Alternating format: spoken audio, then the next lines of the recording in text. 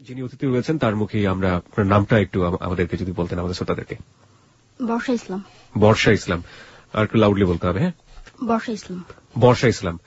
অনেক সময় যেটা হয় যে আমাদের অতিথিরা এখানে এসে অনেকেই আসল নামটা ব্যবহার করেন না, তো আপনি কি আসল নামটা ব্যবহার করছেন? আমার নাম বর্ষা। আপনার আসল নামটাই হচ্ছে বর্ষা। ওকে বর্ষা, কিছু বেসিক কোশ্চেন। একটা হচ্ছে আপনি ঢাকায় থাকেন কি না ঢাকার বাইরে থাকেন? ঢাকাতেই।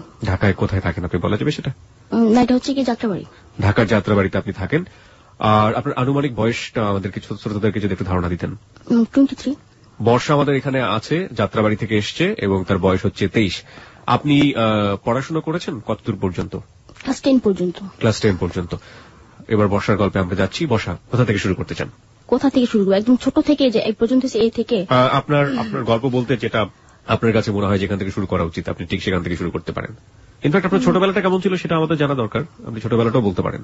না, আমার লাইফটা মানে এমন ভাবে শুরু হয়েছে যে আমার বয়স যখন 4 বছর, স্কুলে তখন না ভর্তি হয়নি, তখন ভর্তি করে। তো আমার বাবা একদিন আমার মাকে বললো যে আমাকে আমার স্টেপ যে মাদার আছে, বড় মা, সৎমা যে, তার কাছ থেকে পাঠাতে। তো আমার মা কোনো প্রশ্ন কিছুই করলো না। তারপর দিন আমার কাপড় চোপড় নিয়ে আমাকে আমার সৎমার কাছে দিয়ে আসছে। তো আমি যে এই পর্যন্ত বড় হয়েছি এটা সম্পূর্ণ আমার মানে ওই বড়মার কাছেই, মানে সৎমার কাছেই বড় হয়েছি আমি। তো 4 বছর বয়সে আমার সৎমার কাছে আমাকে পাঠায় দেয়। পাঠায় দেওয়ার পরে মানে ওইখানে গিয়ে যেটা বুঝতে পারলাম যে মানে মার অভাবটা যেটা। তো মাঝে মধ্যে দেখা যেত যে মাকে দেখতে যেতাম, মানে আমার সৎমার বাসা মার বাসা তেমন দূরত্ব ছিল না, হেঁটে গেলে 5 মিনিট এরকম। তো যখন মার বাসার সামনে যেতাম তখন দেখা মা যখন গেটটা খুলতো আমাকে দেখার সাথে সাথে তখন মানে সে খুব রাগারাগি করতো, কেন আসছি, কি জন্য আসছি, মাঝে মধ্যে মারধরও করতো। কেন করতো বা কি জন্য করতো এটা আমি কখনো মানে এখন পর্যন্ত জানি না যে এই ব্যবহারগুলো আমার সাথে কেন করছে সে। তো এই তো মানে তারপরে আমি যখন বর্ষা, আমাদের কিছু জিনিস একটু পরিষ্কার হওয়া দরকার। আমার মনে হয় যে আপনি অনেক অনেক বেশি অ্যাংশাস, যেটাকে বলে একটু কুল। ওকে, আমাদের অনেক দূর যেতে হবে কারণ স্টোরিটা বলতে প্রায় 2 ঘন্টার স্টোরি। আপনি এখনই যদি এত বেশি উত্তেজিত হয়ে যান তাহলে আপনার জন্য সমস্যা, আমাদের লিসনারদের জন্য সমস্যা। উত্তেজিত হওয়ার কারণগুলো আমরা শেষ পর্যন্ত আবিষ্কার করতে পারবো, আশা করছি সাথে থাকবেন। যেটা হচ্ছিল যে আপনি বললেন যে 4 বছর বয়সে আপনাকে আপনার সৎমার কাছে পাঠিয়ে দিয়েছে আপনার বাবা, এবং আপনার মা আপনাকে দেখলে রাগান্বিত হয়ে যেত। আপনারা কয় বোন ছিলেন? 2 বোন। আপনার আরেক বোনের সাথে কি একই আচরণ করা হয়েছে? না, ও মার সাথেই ছিল আরো ছোট। আপনি সারা জীবন ধরে কখনো আবিষ্কার করার চেষ্টা করেননি যে এটা কেন করা হয়েছিল? আপনার সৎমা কখনো আপনাকে বলেনি? না, কখনই বলেনি, আমি জিজ্ঞাসাই করিনি। ওকে ওকে, আচ্ছা ঠিক আছে, যান আপনার মতো করে বলেন। এই তো মানে তো আমার সৎমা মানে এতই ভালো একটা মহিলা যে সে কখনো মানে ওই ধরনের কোন আচরণ করেনি আমার সাথে। জি, যে ওই মিথ্যা কথা মানে যেটা মানে ফিল্মে হয়ে থাকে এই ধরনের কোন আচরণ সে করেনি, বা এখনো পর্যন্ত সে করে না সেটা। ওকে। তো ক্লাস 5 যখন উঠছি, ওঠার পরে তো তখন মানে একটু বড়সড় হয়ে গেছি, মানে এলাকার ছেলেগুলো ডিস্টার্ব করতেছে। তখন আমার ছোট আন্টির নতুন বিয়ে হয়েছে। ওকে। তখন ও ঢাকাতেই থাকে ওর হাজবেন্ড সহ। ওই তখন থেকে আমি ওর বাসায়, তখন থেকে ওর বাসায় মানে ওর বাসায় আমার বড় মার বাসায় এরকম মানে দুনো জায়গায় থাকা পড়ে আমার। তো আমার আঙ্কেল আমার আন্টিকে চিটংয়ে নিয়ে যায় যখন আমি ক্লাস 10 উঠি। ওকে। তো ওঠার পরে চিটংয়ে নিয়ে যায়, নিয়ে যাওয়ার পরে তোমার আমার বাবার কাছে বলছে যেহেতু আমার কোনো ছেলে মেয়ে হচ্ছে না তো বর্ষাকে আমরা নিয়ে যাই। ওকে। তো আমার বাবা দিচ্ছে যে ঠিক আছে। তো যেহেতু ছোট আন্টি আমাকে প্রথম আদর করতো, তো চিটংয়ে যাওয়ার পরে মানে যেটা আমি মানে সর্বপ্রথম আমার আঙ্কেল আমাকে বলে ব্যাপারটা। আমাকে নেওয়ার জন্য আমার আঙ্কেল আসে ঢাকাতে। আসার পরে সে মানে অনেক রাত পর্যন্ত আমি আমার আঙ্কেল কথা বলি, বাবার মেয়ের মতো এরকম। আপনার কি পানি লাগবে? গলা শুকিয়ে যাচ্ছে? না, গলা শুকিয়ে। ওকে, ঠিক আছে। তো বাবার মেয়ের মতো কথা বলি, মানে এরকম প্রায় আমরা কথা বলি আঙ্কেলের সাথে। আঙ্কেল মানে হচ্ছে আপনার খালু? হ্যাঁ, আমার খালু। ওকে, খালুর সাথে আপনি বাবার মেয়ের মতোই কথা বলতেন, কারণ আপনাকে তো মেয়ে হিসেবে নিয়ে আসা। সে এরকমই দেখতো আমাকে। ওকে। মানে সেও ভাবতো যে আমি তার মেয়ে এরকমই। ওকে। তো হঠাৎ মানে ওই তখন আমি মানে চিটংয়ে যাইনি, সে নেওয়ার জন্য আসছে আমাকে। তো সে আমাকে রাতে বলতেছে যে তোমার আন্টির একটা বেবি হবে। তো আমি বললাম যে কই, এটা তো আগে শুনি নাই। তো বলছে হ্যাঁ বেবিটা হবে, কিন্তু সেটা তোমার আন্টির পেটে না। তাহলে তোমার পেটে। তো তখন আমি ব্যাপারটা ওইরকম কোন সিরিয়াস ভাবে নিইনি, নেওয়ার পর সে পরদিন চলে গেলাম চিটংয়ে। চিটংয়ে যাওয়ার পর 2 দিন না 3 দিন পর আমার আন্টি বলতেছে, মানে আমি সোফার মধ্যে বসা, আঙ্কেল খাটের উপর শোয়া, আন্টি আমার পাশেই বসা। তো আন্টি বলতেছে যে বর্ষা তোর তো এবার আনা হয়েছে কেন জানিস? আমি কি কেন? আমি কি স্কুলে ভর্তি করবি না এই জন্য? তো বলতেছে হ্যাঁ স্কুলে তো অবশ্যই ভর্তি করবো, কিন্তু তুই একটা কাজ করবি আমার জন্য। আমি হ্যাঁ করবো, কি কাজ? তুই তোর আঙ্কেলের সাথে বিয়ে বসে যা। এটা হ্যাঁ বিয়ে কথা বলতেছে আমাকে যে তুই তোর আঙ্কেলের সাথে বিয়ে বসে যা, তো ওইখানে যে বেবিটা হবে সেটা আমার দিয়ে দিস, আমি চলে যাবো আমার মেয়ে নিয়ে, বা ওই বেবিটা নিয়ে আমি চলে যাবো। তো এই কথা শোনার পর আমি আস্তে করে এখানে চলে আসছি। মানে ওইখানে মানে এটা কি মানে দুষ্টামি বা কি, মানে এটা তো মানে কোনো কথাই না যে সেটা, এটা আমাকে কেন বলা হবে? আমি এখনো বুঝতে পারছি না যে ওয়াই। হ্যাঁ সেটা আমাকে কেন বলা হবে? তো আমি মানে কোনো প্রশ্ন না করে এখান থেকে আমার রুমে আমি চলে আসি। আসার পর আমার ভেতরে একটা ভয় কাজ করতেছে। কোন ক্লাসে এটা ঘটলো? ক্লাস 10 এ? ক্লাস 10 এ। ওকে। তো মানে ভিতরে একটা ভয় কাজ করতেছে এই মুহূর্তে যে এটা কি ওরা ফান করতেছে না সিরিয়াসলি কিছু বলতেছে আমাকে। তখন হ্যাঁ বাসায় একটাই মোবাইল ছিল, সেটা আমার আঙ্কেলের মোবাইল ছিল, যে আমি যে ঢাকাতে ফোন করে ব্যাপারটা কারোর সাথে শেয়ার করবো বা আমার মাকে বলবো এই ব্যাপারটা যে এরকম কিছু হচ্ছে বা ওরা বলতেছে। তো এরকম কোনো প্রসেস ছিল না ওই মুহূর্তে আমার কাছে।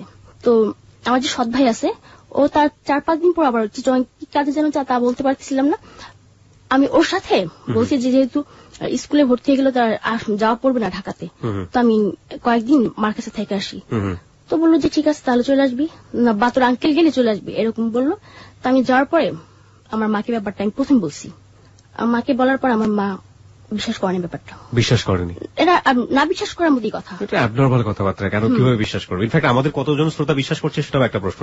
যে সে কথাটা বিশ্বাস করেনি। তো তখন আমি বললাম আমার বাবার কাছে, মানে সরাসরি বলিনি ব্যাপারটা বাবার কাছে, কিন্তু মার কাছে সরাসরি বলছি। আমার বাবাকে মানে আকার ইঙ্গিতে বুঝাইছি আমি যে আমার খালু আমার সাথে এরকম করছে। তো আমার বাবা বোঝার পর বললো যে, তারপর আমি আমার সৎমার কাছে ব্যাপারটা বললাম। তো আমার সৎমা বললো যে হতেও তো পারে, ঠাকুরে পাঠায়ও না। এটা আমার সৎমা বলতেছে আমার বাবাকে, হতেও পারে এটা, পাঠায়ও না, ওইখানে থাকুক। তোমার বাবা বললো যে এটা সম্পূর্ণ মিথ্যে কথা, যে তারা আমাকে বিলিভ মানে কোন রকম ভাবে তারা আমাকে মানে বিশ্বাসই করতে চায়নি। তো বললো যে এগুলো সব ওর বানানো কথা, মিথ্যা কথা। ওর খালু মানে কি হয়? আমি তো সেখানে, ওর বাবাই তো সেটা, আর ওর আন্টি তোর মার মতোই। ওর কথা তুমি বিশ্বাস করতেছো? ও ঢাকাতে থাকবে এই কারণে এগুলো বলতেছে। তো যেহেতু বিশ্বাস করে নাই, তখন আমাকে পরদিন সকালে চিটং পাঠাই দিবে। তো তখন বাজে রাত 11:30 বাজে। আমি বাসা থেকে বের হয়েছি। আমার সাথে তখন 50 টাকা ছিল। তো একটা ডাক্তারের দোকানে গিয়ে মানে জিজ্ঞাসা করলাম সবচেয়ে পাওয়ার কোন ট্যাবলেটটা, ঘুমের ট্যাবলেট। তো বললো যে একটা ট্যাবলেট আছে 100 পাওয়ারের। তো বললাম এটা খেলে কি হয়? যদি বললো যে আমি 10টা খেলে কি হবে? ওই ছেলেটাই জিজ্ঞাসা করলাম, যে ছেলেটার দোকানে বসা ছিল। তো বলতেছে যে যদি 10টা খান তাহলে আর কি হবে? আমার বাসার সামনে স্কুল ছিল, এটার নাম হচ্ছে ধনিয়া একে উচ্চ বিদ্যালয়। তখন মানে আমি ওই স্কুলে ছাত্রী ছিলাম। তো বললো পরদিন আর কি হবে? মসজিদে বলবে যে স্কুলের একজন ছাত্রী সুইসাইড করছে, তাও ঘুমের ট্যাবলেট খাওয়া। তো এই কথা বলার পর আমি চলে আসছি। আসার পরে মানে ঘুমের ট্যাবলেটটা হাতের মধ্যে ছিল। তো বাথরুমে গেছি। বাথরুমে যাওয়ার পরে চিন্তা করতেছি যে কি করব, যে আমি যদি ওইখানে যাই তাহলে দেখা যাবে যে আমার সর্বোচ্চ সবকিছু হারাবো আমি, আর তার চাইতে মানে সুইসাইড করা অনেক ভালো। তো আমি করলাম কি, মানে ওইটা জানার পর যে 10টা ট্যাবলেট খেলে মানে আমার মৃত্যু হতেও পারে। তো তখন আমি 10টা ট্যাবলেট পুরোটা খাই ফেলছি। 100 পাওয়ার করে হলে 10টা ট্যাবলেটের পাওয়ার হচ্ছে 1000 পাওয়ার। তো খাওয়ার পরে আমার 10 মিনিট পরে আর কোনো সেন্স ছিল না।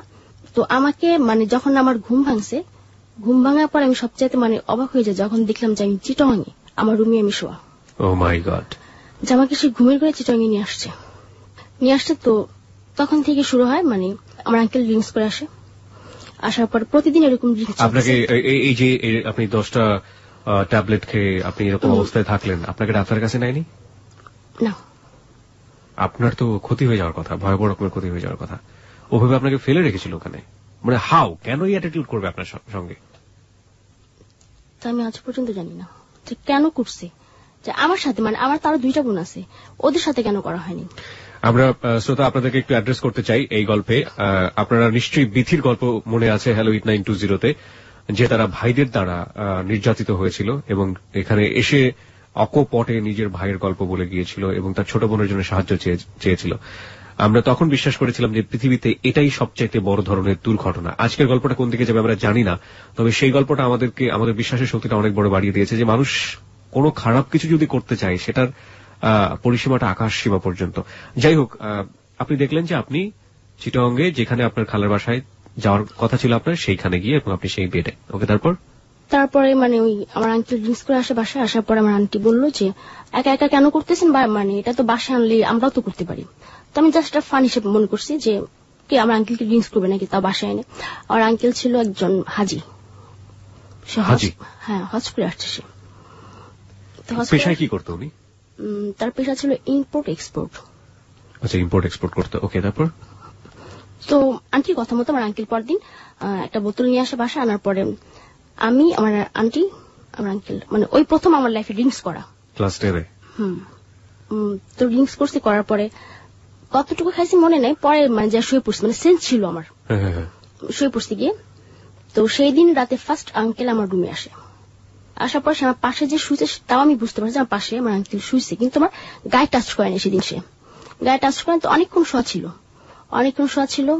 আমার আন্টি ভাবছে হয়তো আমি ঘুমায় পড়ছি, কিন্তু আমার আঙ্কেল পাশে শোয়ার পরে আমার ঘুমটা ভাঙছে। মানে ঘুম ছিল না, মানে তন্দ্রা ভাবছে এরকম, যে ঘুম আসবে এরকম। তোমার আঙ্কেল যখন পাশে শুচ্ছে তখন আমি টের পাইছি আমার আন্টি আসছে। আসার পর ফিস ফিস করে কি বলছে সেটা আমি জানি না, মানে বুঝতে পারি না যে কি বলছে। তার কিছুক্ষণ পর আমার আঙ্কেল আবার চলে গেল। চলে যাওয়ার পরে তারপর দিন আবার আনছে। মানে এরকম সপ্তাহখানিক চললো, প্রতিদিন ড্রিঙ্কস করতে হবে। তোমার লাস্ট আমি একটা পর্যায়ে মানে বিরক্ত হয়ে গেছি যে এইটা কি, একটা মানুষ কতক্ষণ এটা খেতে পারে। চতুর্থ দিন যেদিন আনছে সেদিন মানে আমি ওকে ডিনাই করছি যে আমি খাবো না এটার।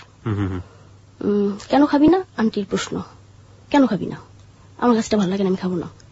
তো বলতেছে যে আমরা খাইতেছি না, আমি খাবো না, আমার কাছে ভালো লাগে না, আমি খাবো না। কারণ এইটা খাইলে দেখা যাচ্ছে আমি ঘুমিয়ে থেকে করতেছি।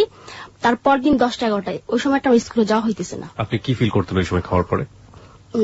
এটা খাওয়ার পরে কি ফিল করতাম যে আমার লাইফে একটা চরম দুর্ঘটনা আসবে। আপনার এই টেনশনটা কাজ করতো? এটাই কাজ করতো।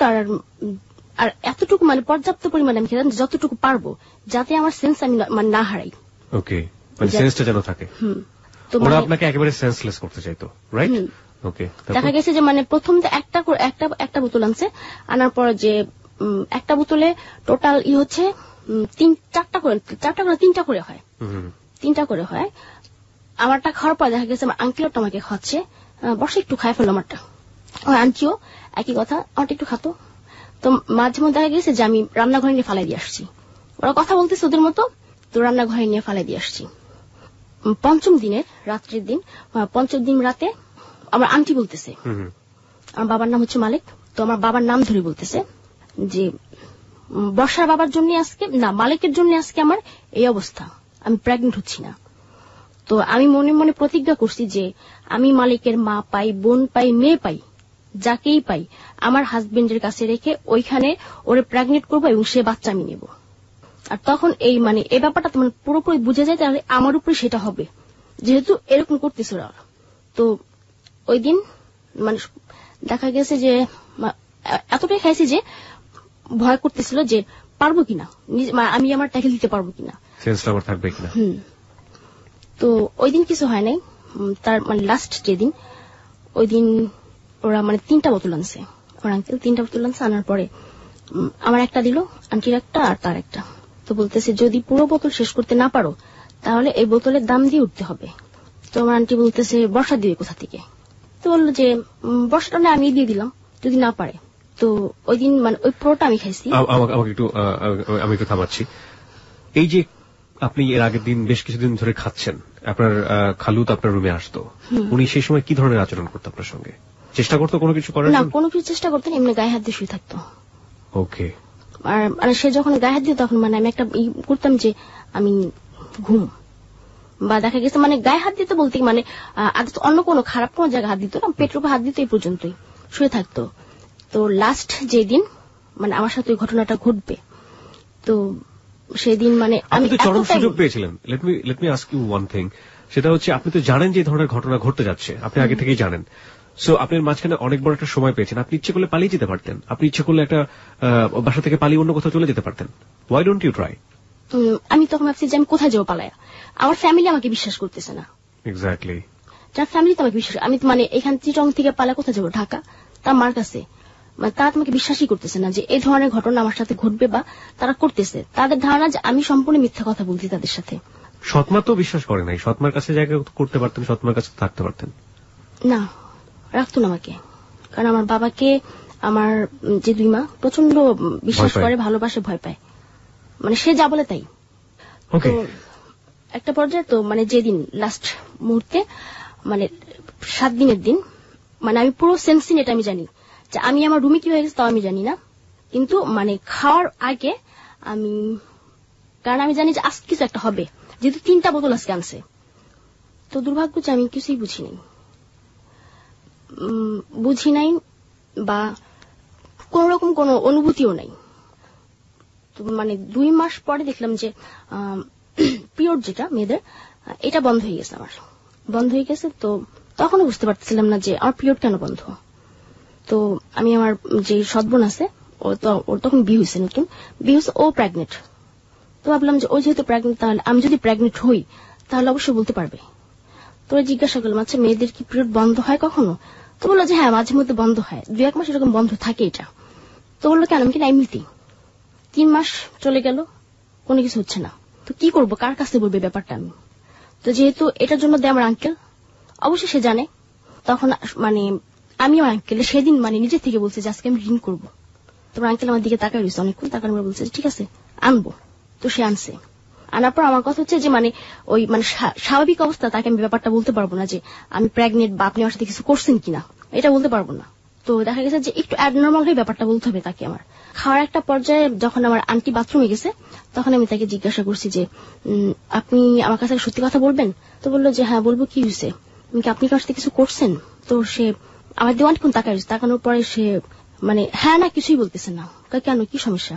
আমার মনে হচ্ছে আমি প্রেগনেন্ট। তো আমার আঙ্কেল তখন বললো যে সে শুধু হ্যাঁ বললো। সে হ্যাঁ বলার পর আমি আমার রুমে চলে গেছি। তো আমার আন্টিরও হয়তো ব্যাপারটা আমার আঙ্কেল বলছে যে বর্ষা প্রেগনেন্ট। তো এটা যখন বলছে, তো আমার আন্টি জানে কিনা তা আমি জানতাম না, আন্টি জানে কিনা। তো 4-5 দিন পরে আমি মানে আমার ঘুম ভেঙে গেছে, এমনি শুয়েছি। তো আমার রুমে ছিল ডাইনিং টেবিলটা, আঙ্কেল নাস্তা খেতেছে। আন্টি বলতেছে যে আমরা যেটা প্ল্যান করছিলাম সেটা তো হয়েছে, কিন্তু যখন বাচ্চাটা যখন প্রসব করবো ওকে দেবে এই বাচ্চাটা? আমার আঙ্কেল বলতেছে যেহেতু ওর বিয়ে শাদী হয়নি, অবশ্যই দিয়ে দেবে, আর এটার জন্য ওর কিছু একটা আমরা দেবো। তখন আমার আন্টি বলতেছে যে আপনি তাহলে একটা কাজ করিয়েন, ওর জন্য খুব ভালো একটা ছেলে দেখিন যাতে আমরা ওর বিয়ে শাদী দিতে পারি। তোমার আঙ্কেল অফিসে চলে গেছে। তো আমি তখন মানে পুরোপুরি শুয়ে গেলাম যে আমার আন্টি ব্যাপারটা জানে, এবং আমার আন্টির প্রশ্রয়ে আমার আঙ্কেল আমার রুমে আসছে। একটা জিনিস খটকা লাগবে সবার কাছে, সেটা হচ্ছে একটা মেয়ে যখন প্রেগনেন্ট হয় তার শারীরিক অবয়ব চেঞ্জ হয়।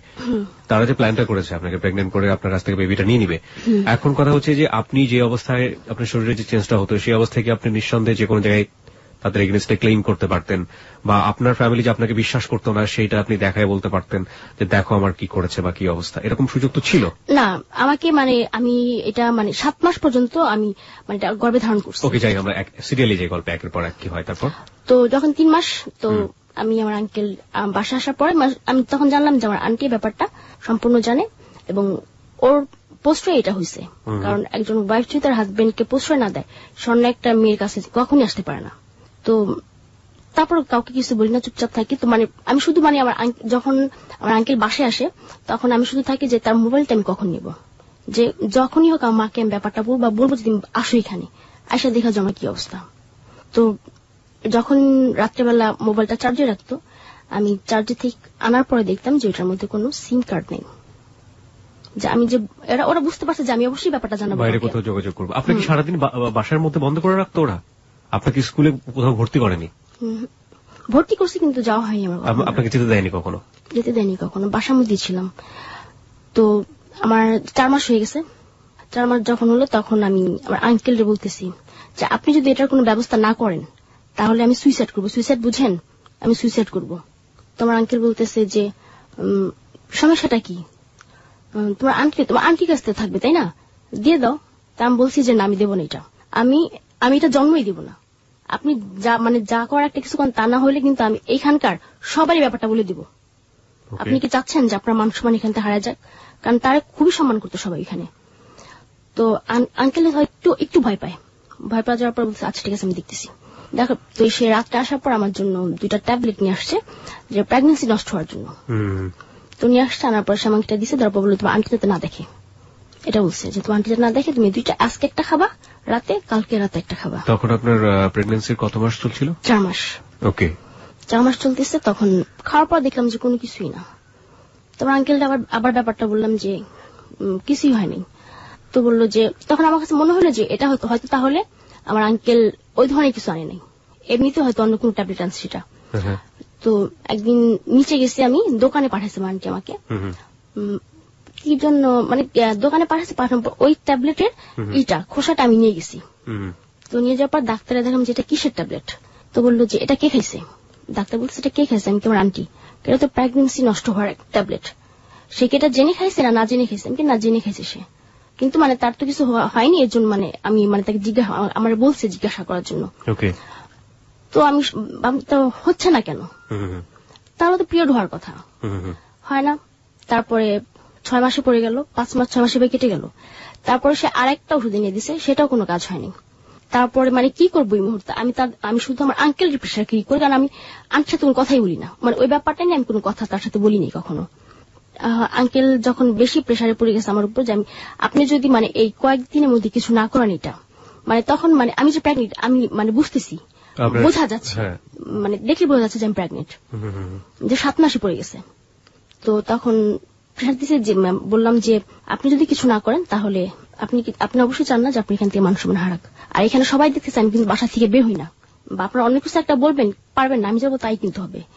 তো আমার আঙ্কেল বললো কি, আন্টির সাথে হয়তো ব্যাপারটা শেয়ার করছে। শেয়ার করার পর তো আন্টির একটা বান্ধবী ছিল, নাম রাবিয়া, মেয়েটা চিটং এর ছিল। তো ওই রাবিয়ার কাছে ব্যাপারটা, রাবিয়াকে ফোন করছে, ফোন করে বলছে যে রাবিয়া একটু বাসায় বসাতে একটা অঘটন ঘটায় ফেলছে, এখন যেহেতু আমার এখানে আছে আমার এই ব্যাপারটা দেখতে হবে। এটা আমার আন্টি বললো। তো আন্টি আমার বললো যে ভুলেও যাতে রাবিয়া না জানে যে ব্যাপারটা কি, তুই বলবি তুই ঢাকা একটা ছেলের সাথে প্রেম করছিস, ওইখানে ওর সাথে ছিলি, তখন তুই প্রেগনেন্ট হয়েছিস, এটা আমার শিখাই দিল। তো রাবি আন্টি আসছে, আসার পরে রাবি আন্টির কাছে সব ব্যাপারটা মানে আন্টি বলছে। তো বলার পর রাবি আন্টি বললো যে বর্ষা তুমি শিক্ষিত মেয়ে, তুমি এই ভুলটা কিভাবে করলা। তো আমি চুপচাপ কিছুই বলিনি। তো সে আমার নিয়ে গেল একটা মহিলার কাছে, মানে সে এগুলোর কাজ মানে অ্যাবর্শন করতে পারে। তো সেখানে নিয়ে গেল। তো সে আমাকে একটা বেডে শোয়ালো, শোয়ানোর পরে সে পেটে হাত দিল, পেটে হাত দিয়ে বললো যে বাচ্চা তো অনেক বড় হয়ে গেছে, 7 মাস হয়ে গেছে, তো আর 3 মাস থাকলেই তো হয়, কেন ফালাবা, সেটা আমার বলতেছে। তখন রাবি আন্টি আবার আমার বললো যে ওইখানে যদি প্রশ্ন করে তোমার হাজবেন্ড কই, তাহলে বলবা যে তোমার হাজবেন্ড আরেকটা বিয়ে করছে, এই জন্য তুমি বাচ্চাটা রাখতেছো না, নষ্ট করে ফেলবা। তো সে বলতেছে যে 7 মাস হয়ে গেছে, রেখে দাও, 3 মাস পর তেমনি হবে। তখন আমি বললাম যে না, আমার হাজবেন্ড তো একটা বিয়ে করছে, এই জন্য আমি রাখবো না। তো রাবি আন্টি বললো যে এটা যেভাবে মানে নর্মালি করতে হবে। তো মহিলা বললো যে 7 মাস হয়ে গেছে, এটা কিও নর্মালি করি আমরা, আর যদি নর্মালি করে দেখা যাবে যে ওর একটা সমস্যা হবে। তো বলতেছে না নর্মালি করাতে হবে, কারণ যদি সিজারে করাতে যাই ও মানে সিজার করাবে না, কারণ আমি আনম্যারিড, এটা তো আর ওই মহিলা জানে না। তো বলছে না সিজারে করাবে না, যেভাবে হোক নর্মালি করান এটা। তো বলতেছে যে না নর্মালি আমাদের পক্ষে সম্ভব না, তাহলে তুমি অন্য কোথাও নিয়ে যাও, যদি নর্মালি কেউ করতে পারে সেখানে নিয়ে যাও, যেহেতু 7 মাস হয়ে গেছে, মানে আর 3 মাস লাগে, সেখানে একটা ছিল যে নর্মাল হতে, কিন্তু হ্যাঁ, আর 7 মাস যেহেতু এটা নর্মাল কিভাবে হয়, 2 মাস বা 3 মাস। হ্যাঁ ঠিক আছে। তো বলতেছে যে ঠিক আছে। তো ওইখান থেকে আমার নিয়ে আসা পড়ছে, যেহেতু সে করবে না, সে রিস্ক নিল না। তারপর আমাকে আবার বাসায় নিয়ে আসছে। বাসায় আনার পর আমার আন্টির সাথে রাবি আন্টি কথা বললো যে আপা ওরা করতে চাচ্ছে না, নর্মালি করবে না, সিজারই বলতেছে। তখন আন্টি বলতেছে এটা কিভাবে সম্ভব, ও তো আনম্যারিড, তো এই সিজারের একটা দাগ থাকবে, কাটা দাগ, তখন ওর হাজবেন্ডের কি বলবে যে কাটা দাগটা, আর সিজারটাই আলাদা থাকে।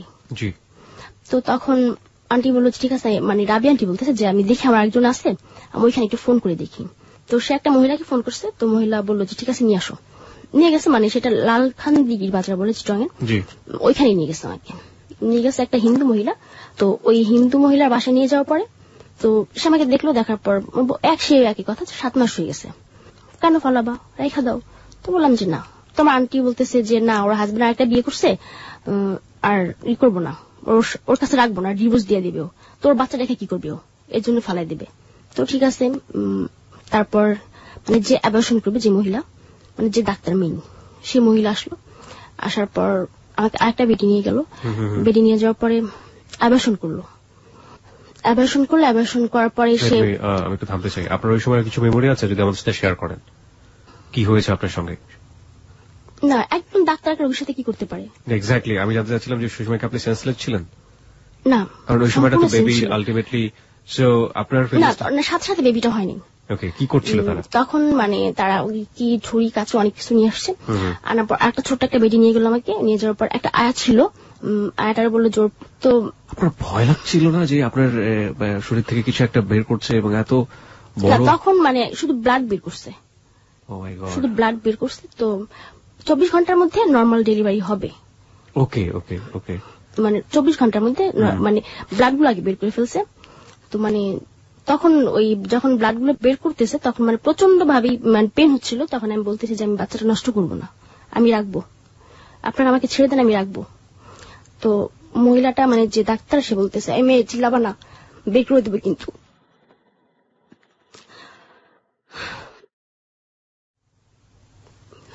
তারপর ওই মানে ব্লাড গুলো বের করছে। ব্লাড গুলো বের করার পরে সাথে সাথে শরীরে আমার জ্বর চলে আসে, প্রচন্ড জ্বর, প্রচন্ড জ্বর আসে। তো বলতেছে যে ওরা ঠান্ডা পানি দিও না, ওরা গরম পানি দিবা। ওই ডাক্তার আয়াটাকে বলে গেল যে ওরা ঠান্ডা পানি দিবা না, আই করবা। তো আমাকে এভাবে রেখে ওরা চলে গেছে। চলে যাওয়ার পরে যে রাবি আন্টি ছিল সে বলতেছে যে বর্ষা থাকো, আমি সকালে আসবো, তোমার কোন সমস্যা? আমি বলছি না, আমার কোন সমস্যা নেই। তো রাবি আন্টি জিজ্ঞাসা করলো যে কখন হবে এটা? তো বললো যে 24 ঘন্টার মধ্যে যদি হয় তাহলে তো হইলে, আর না হলে সিজার করতে হবে ওর। রাতে প্রচন্ড জ্বর, একটা ইঞ্জেকশন দিয়ে গেল আমাকে, 2টা ইঞ্জেকশন দিয়ে গেছে। বলছে যে তোমার যখন ব্যথা উঠবে তখন তুমি আমাকে ডাকবা। ওই ডাক্তার মহিলাটা বললো যে ব্যথা উঠলে আমাকে মানে ডাকবা, আর 24 ঘন্টার মধ্যে অবশ্যই এটা নর্মাল হয়ে যাবে। তো তার 24 ঘন্টা পার হয়ে গেছে। তারপর দিন মানে সন্ধ্যাবেলা অ্যাবর্শন করছে আমাকে। তো যখন দেখছে যে হচ্ছে না, তো আমাকে এসে জিজ্ঞাসা করলো তোমার পেটে কোনো পেন হচ্ছে? আমি বললাম যে না, পেটে কোনো পেন হচ্ছে না। তো মানে সে একটু চিন্তা করে গেল যে পেন হবে না কেন। তো তখন করলে কি মানে আমার যে বেবিটা হয়েছে সেই বেবিটাকে পুরো আস্ত বের করা নেই, ওটাকে কেটে কেটে বের করা হয়েছে। যে পুরো 1 ঘন্টা মানে পুরো 1 ঘন্টা মানে আমি প্রচন্ড চিৎকার করতেছি যে আমাকে ছেড়ে দেন, আমি চলে যাবো, আমি আমার বেবিটাকে হওয়াবো, আমার বাচ্চাটাকে আমি দেখবো। তো মহিলাটা বলতে সেটা আগে মনে ছিল না, এখন কেন বলতেছিস? মানে অনেক খারাপ ব্যবহার করছে তখন আমার সাথে। তো তখন শুধু আমার মাকে ডাকতেছি যে মা তুই আমার কি করলি, যে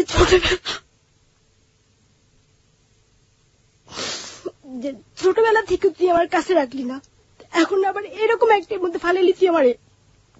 তো তখন বাড়ি প্রচন্ড ডাকতেছে যে মা তুই একবার এসে আমার দেখা যা।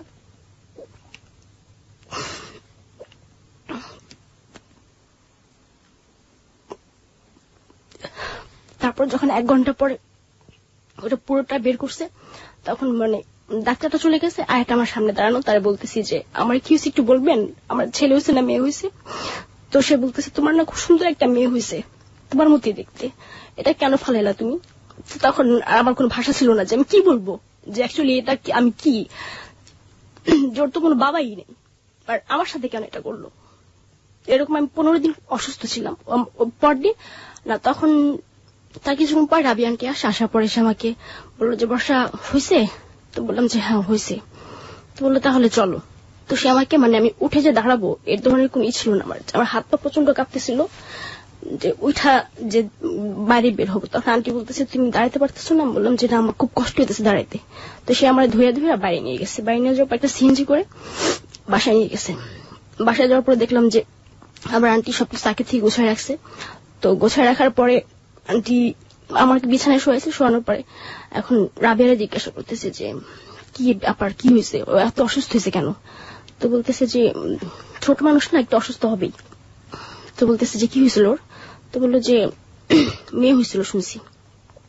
তো বললো যে কেমন? তখন আমি তো রাবি আন্টি বলছি যে এটা কেটে কেটে বের করছে, সম্পূর্ণ ইট করে বের করা নেই। তারপরে এরকম 15 দিন অসুস্থ বাসাতেই, অসুস্থ থাকার পরে এর মাঝখানে আপনি আপনার বাড়িতে যোগাযোগ করেননি? বাড়িতে জানানো যাওয়ার তো হয়ে গেছে, এখানে আর যোগাযোগ করে কি লাভ? ইনফ্যাক্ট আপনার সাথে যে আচরণগুলো করা হচ্ছে, আপনি আপনার মাকে আপনার বাবাকে জানাননি? এই হোয়াটএভার ইট ইজ, সেই সময় তো আপনার সুযোগ ছিল জানানোর, আপনি জানাননি? না, আমি 15 দিন অসুস্থ থাকার পরে ঢাকা আসছি। ঢাকা আসার পরে মা বলতেছে যে কি ব্যাপার তোর এমন দেখাইতেছে কেন, অনেক শুকাই গেছে আগের থেকে। This track was downloaded from FusionBD.com. কেমন যেন রোগা রোগা লাগতেছে। তো তখন আমার কাছে কিছুই বলি নাই। তো আমার আবার চিটংয়ে পাঠিয়ে দিবে তারা। মানে তারপর মানে আমার আঙ্কেল ট্রেনে নিয়ে আসছে আমাকে। তো সে মানে আসার যাওয়ার টিকিট কেটে রাখছে। না সরি, আসার সময় আমরা ট্রেনে আসছি চিটং থেকে ঢাকায়। তো আঙ্কেল বলতেছে যে আমি তো কালকে চলে আসবো, তো তুমি আসবে না আমার সাথে? তো আমার কথা হচ্ছে আমি একবার ঢাকা যাই, তারপরে আসা না সেটা আমার উপরে। তো বললাম যে হ্যাঁ আসবো, কারণ এই কথাটা যদি এই মুহূর্তে না বলি তাহলে দেখা যাবে আমাকে আনবে না সে, যে কোনো একটা অজুহাতে সে আমাকে রেখে আসবো এখানে। তো বলে হ্যাঁ আপনার সাথে আমি চলে, এখান থেকে কি করবো? তো তখন ঠিক বলে ঠিক আছে তাহলে আমরা আসার সময় বিমানে চলে আসবো, সেটা বললো আমাকে। তো সে চিটং থেকে বিমানের টিকিট কেটে রাখছে। তো তারপরে ঢাকা আসলাম। আসার পরে আমার আঙ্কেল বলতেছে যে আজকে থাকো, কালকে এসে আমি তোমার নিয়ে যাবো এখান থেকে। বললাম আচ্ছা ঠিক আছে। তো শুধু একটা রাতই পাচ্ছি আমার মার মানে কথাগুলো বলার জন্য। তো রাতের বেলা আমি মার পাশে যেয়ে বসছি। তো মা আমার সাথে কথাবার্তা বলতেছে, ওরা কেমন আচরণ করে। তার তো বোন, তার তো মানে সে তো কখন ধারণা করেন যে তার মেয়ের সাথে এই ধরনের বিপসি করবে। তখন আমার কাছে আমি ব্যাপারগুলো বলি যে আমার সাথে এই ঘটনা করা হয়েছে মা। তখন দেখি মা খুব কান্না করতেছে যে আমি কার কাছে কি দিলাম। এমন তো না যে আমার ঘরে ভাতের অভাব, টাকা পয়সার অভাব, যে আমার মেয়েটাকে রাখতে পারতেছি না, কোনো কিছুই না। তোর ছেলে মেয়ে না বিধাই তো আমি তোর কাছে দিছি আমার মেয়েটারে, আর তুই আমার মেয়েটা এরকম একটা সর্বনাশ করলি, মানে এটা কাঁদতেছে। সে বলতেছে একা একা। তখন বলতেছে যে দেখি তুই যে 7 মাসে প্রেগনেন্ট ছিলি, তোর তলপেটের কি অবস্থা দেখি। তখন আমি আমার মাকে দেখালাম। তো মা দেখে খুবই কান্না করতেছে যে এটা কি। আমার আন্টি নাম শেলি, যে আরে শেলি তুই এটা কি করলি আমার মেয়ের, তুই আমার মেয়ের জীবনটা এভাবে নষ্ট করে দিলি। তো তখন বলতেছে আমি তোরা কখনো পাঠাবো না। তখন আমি মা বলতেছি কেন পাঠাইবা না, যাবার তো হয়েই গেছে, এখন পাঠাও। আমার তখন বিশ্বাস করে তোমরা। আমার আঙ্কেল তারপর দিন আসছে। আসার পরে মা সরাসরি তারা কিছু বলে নাই, যে কিছুই বলে নাই, বা তার প্রতি একটা ক্ষোভ রাগ আছে এটা সে বুঝতেই দেয়নি। তো বললো যে বর্ষা যাবে না, বললো যে না বর্ষা যাবে না, কয়েকটা দিন পরে যাক। অনেকদিন পরে আসছে, মানে তখন টোটাল 7 মাস পরে আমি আসছি, মানে ওইটা অ্যাবর্শন হওয়ার পর সুস্থ হয়েছে, তারপরে তো ঢাকাতে আসছি। প্রায় 8-9 মাস পরে আমি ঢাকাতে আসছি। তো মা বলতেছে যে অনেকদিন পর আসছে, আমার সাথে কয়েকটা দিন থাকুক। এটা হচ্ছে 2008-এর ঘটনা, এই আমার অ্যাবর্শন এই বাবুটা। তো 2008 মানে এটা শেষের দিকে। বাবাকে ওই মুহূর্তে বলে নাই? হ্যাঁ, বাবাকে প্রথমে বলে নাই। মানে বাবা যখন জানতে চাইলো যে চিটং যাচ্ছে না কেন, তখন বলছে না ওরা পাঠাবো না। কেন? আমার সামনে কিছু বলে নাই, হয়তো রাত্রেবেলা শুয়ে কথাগুলো তাকে বলছে। তখন আমার বাবা বললো যে এটা কেন করলো ওর সাথে। তা আমি মাকে বলছি যে আমার বাবার কারণে আজকে আমার এই অবস্থা। না, এটা আমি আজও পর্যন্ত জানি না। আর সে আমার বাবা বিধায় আমি তাকে আজও পর্যন্ত সেই প্রশ্নটা করতে পারিনি যে তুমি ওর সাথে কি করছিলা, যে যেটা খেসারত আমার দিতে হইল। ওকে, আপনার কাছ থেকে জানি। জানার পর মানে আমার বাবা যতটুকু বললো যে যদি অপরাধ করে থাকি সেটা আমি করছি, তো এটা কেন করবে, তো আমার মেয়ের উপর এটা কেন করবে। এটাই কি ওর ভিতরে ছিল যে আমার কাছে মানে ভালো মানুষই দেখায় আমার মেয়েটা আমার কাছ থেকে নিয়ে যাবে। তো বাবা বললো যে ঠিক আছে তাহলে ওরা পাঠানোর দরকার নেই, এখন ও কি করতে চায় ওরে জিজ্ঞাসা করো, যে এখন আমি আমার লাইফটাকে কোন দিকে মানে ঘোরাতে চাচ্ছি সেটা আমার বাবা আমার মাকে বলতে বলছে যে এখন আমি কি করব। তো এখন মা বলতেছে যে তোর লাইফে যেটা হয়ে গেছে এটা জাস্ট একটা অ্যাক্সিডেন্ট মনে কর, তুই বা স্বপ্নের মধ্যে ছিলি, তুই কোন ধরনের প্রতিশোধ নেওয়ার কোনো চিন্তা করলো না? না, মানে কোন ধরনের প্রতিশোধ বা এই ব্যাপারটা যে আমি আমার বাবা মাকে বলছি, মানে এটা আমার বাবা ওদেরকে বুঝতে দেয়নি। যে ব্যাপারটা ওরা জানে যে আমার মা বাবা এটা মানে এরা জানতেছে, আমার ফ্যামিলি ওরা জানতেছে, এটাও বুঝতে দেয়নি। ওরা আসছে মানে আমাদের বাসায় চিটং থেকে বেড়াতে আসছে, তারপরও মানে ওদের সাথে মানে ওই ধরনের কোনো বিহেভিয়ার বুঝতে দেয়নি যে আমার মেয়ের সাথে এত বড় একটা ঘটনা করছি, তোদের কেন আমি কথা বলবো, মানে আগের মতোই আচরণ করছে ওদের সাথে।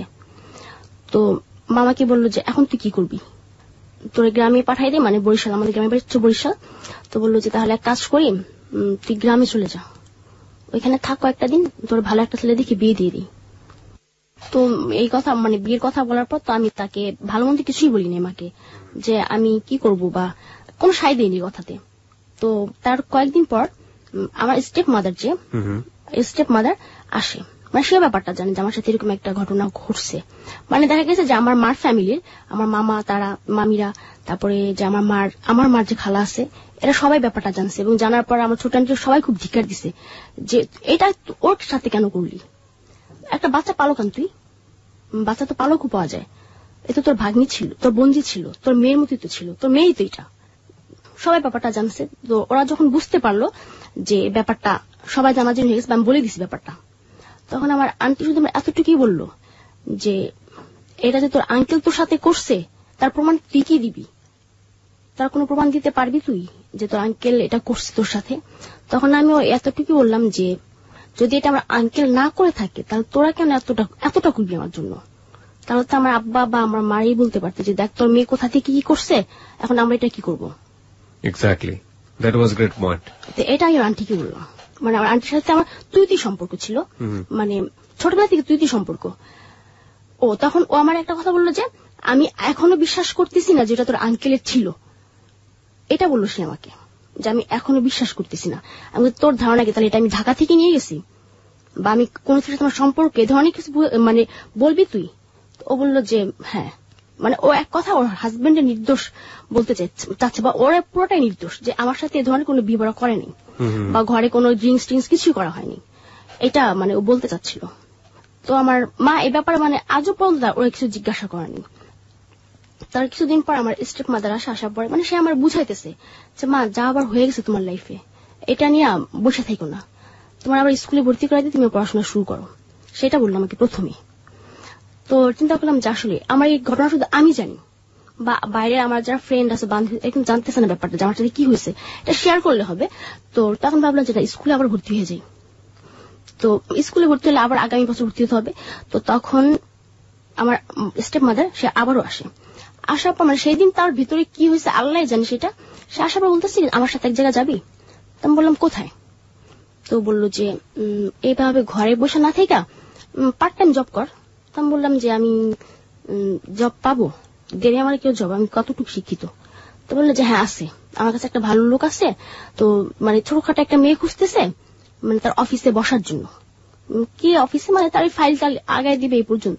তো সে আমাকে নিয়ে গেল, আমি তার নামটা বলতে চাচ্ছি না, মানে আমাদের ওইখানে চেয়ারম্যান। তো চেয়ারম্যানের কাছে নিয়ে গেল আমাকে সকালবেলা, খুব সকালে সে আসার পর মানে নিয়ে গেল এখানে তার একটা বাগান বাড়ি, একটা হচ্ছে তার নিজের বাড়ি। তো সে ফ্যামিলি নিয়ে যে বাসাটা থাকে ওইটার নিচে তার অফিস। তো সর্বপ্রথম আমরাই এসেছি এখানে, আমি আর আমার স্টেপ মাদার, যা বসা রয়েছে তো বসেই রয়েছি, কোথায় চেয়ারম্যান? কোনো চেয়ারম্যান আসে না। তো আস্তে আস্তে মানে বেলা বাড়তেছে, তার কাছে লোকজন আসতেছে এক একটা বিচার নিয়ে। তো তার মানে যেখানে বসেছে কথাগুলো শুনে মানে চেয়ারম্যান, তো তখন পুরো হলরুমটাই ভরে গেছে লোকে। দুপুর তখন 2টা বাজে, তখনও চেয়ারম্যান আসেনি। তখন আম্মারে বলতেছি যে আম্মা চলেন চলে যায়, চেয়ারম্যান হয়তো আসবে না। তো বলতেছে আরেকটু দেখি, আমি কি আমার ভালো লাগতেছে, আমার খুব খিদে লাগছে, আমি বাসা চলে যাবো। এটা বললাম আমার আম্মাকে। তো বললো যে ঠিক আছে তাহলে চলে যাই। তা আমরা যখন বের হচ্ছি তো তখন চেয়ারম্যান ছিল দোতলায়, সে দোতলা থেকে আমাদের পেছন সাইড দেখছে। দেখার পর তারা বাসায় যে দারোয়ান ছিল তারে দিয়ে আবার ডাকাইছে যে ওই যে একটা মহিলার একটা মেয়ে যে বের হয়ে গেল ওদিকে ডাকা নিয়ে আসো। তো দারোয়ান আবার বললো যে আপনাদেরকে স্যার ডাকে। তো আমরা বলতেছে যে তাহলে চেয়ারম্যান হাতে নিচে নামছে, চল। আমরা তখন মানে চেয়ারম্যানের হলরুমে সে সবার কথা শুনে হলরুম থেকে বের হয়ে তার একটা পার্সোনাল রুম আছে, যেটা পুরো গ্লাস দিয়ে করা। তো সে যখন ঢুকতেছে তখন মানে আমি তার সাইডে দাঁড়ানো। তো সে করলো কি হলরুমে গেল, হলরুমে যাওয়ার পরে কার কি মানে অল্প অল্প শুনলো, কয়েকটা ধমক দিল, আজকে কোনো কথা শুনবো না, কালকে এসো, কার কি লাগবে, ও কি জন্য সালামের কাছে বললো যে কি কি কার লাগবে ও দিয়ে দিবে, এ কথা বলে সে তার পার্সোনাল রুমে চলে গেল। তারপরে তার যে পিএ আছে পার্সোনাল, তার বললো যে ওই মেয়েটার ওই মহিলাটার পাঠাও ভিতরে। তো যাওয়ার পরে আমার স্টেপ মাদারকে বলতেছে কি ব্যাপার পাগলি, ওই সে বলতে আমার আম্মারে বলতেছে পাগলি করে বলতো, কি রে পাগলি এতদিন পর আসলি। ও আমার আম্মা এর মধ্যে আমার শিখাই দিল কি যে তোর যদি জিজ্ঞাসা করে যে আমি তোর কি হই, বলবি যে আমরা পাশাপাশি ফ্ল্যাটে থাকি, আমি যে তোর মা হই এটা বলবি না। তো আমি তখন তার জিজ্ঞাসা করলাম যে কেন বলবো না, না বলতে পারি, সমস্যা কি? তো বলে যে ওই যে বলছিলেন না যে একটা মেয়ে লাগবে জবের ব্যাপারে, তো ওরে আনলাম। তো বললো যে কখন আসছিস তোর এখানে? আম্মা বলতেছে যে আমি আসছি সকালে। লাঞ্চ করছিস? না করিনি। তাহলে কাজ করে তোরা বাগান বাড়িতে জানি আসতেছি। তার বাসার সাথে তার বাগান বাড়িটা। তো আমরা বাগান বাড়িতে গেছি, যাওয়ার পরে তার বিশাল একটা বাগান বাড়ি। তো এখানে গিয়ে বসছি, বসার পরে আমাদের জন্য দুপুরে খাবার পাঠিয়ে দিচ্ছে। তো এখানে লাঞ্চ করছি, লাঞ্চ করার পরে আমাদের লাঞ্চ করা শেষ, তারপর সে আসছে। আসার পর বলতেছে আমি কি ওর সাথে একটু আলাদাভাবে কথা বলতে পারি, এটা বলতেছে আমার আম্মাকে চেয়ারম্যান। তো বললো যে হ্যাঁ পারবেন পারবেন। তো এই কথা বলার পর মানে তার যে রুম আছে বাগান বাড়িতে, সেখানে আমার নিয়ে গেল। তো তখনও আমি ওই ধরনের কিছু বুঝি নাই, বা সে আমার গায়ে কোনো হাত দেয় না বা কিছুই না, তখনও সে আমাকে বুঝতে দেয় নাই যে এটা কোনো জব না। তো বলতেছে যে তোমার মতো একটা মেয়ে, মানে এতটুকু ছোট একটা মেয়ে খুঁজতেছিলাম, তুমি আসলে খুব কিউট, খুব লাভলি, এটা সে আমাকে বলতেছে। তো বললো যে তুমি কালকে ঠিক রাত 8টা বাজে আমার এই বাগান বাড়িতে চলে আসবা।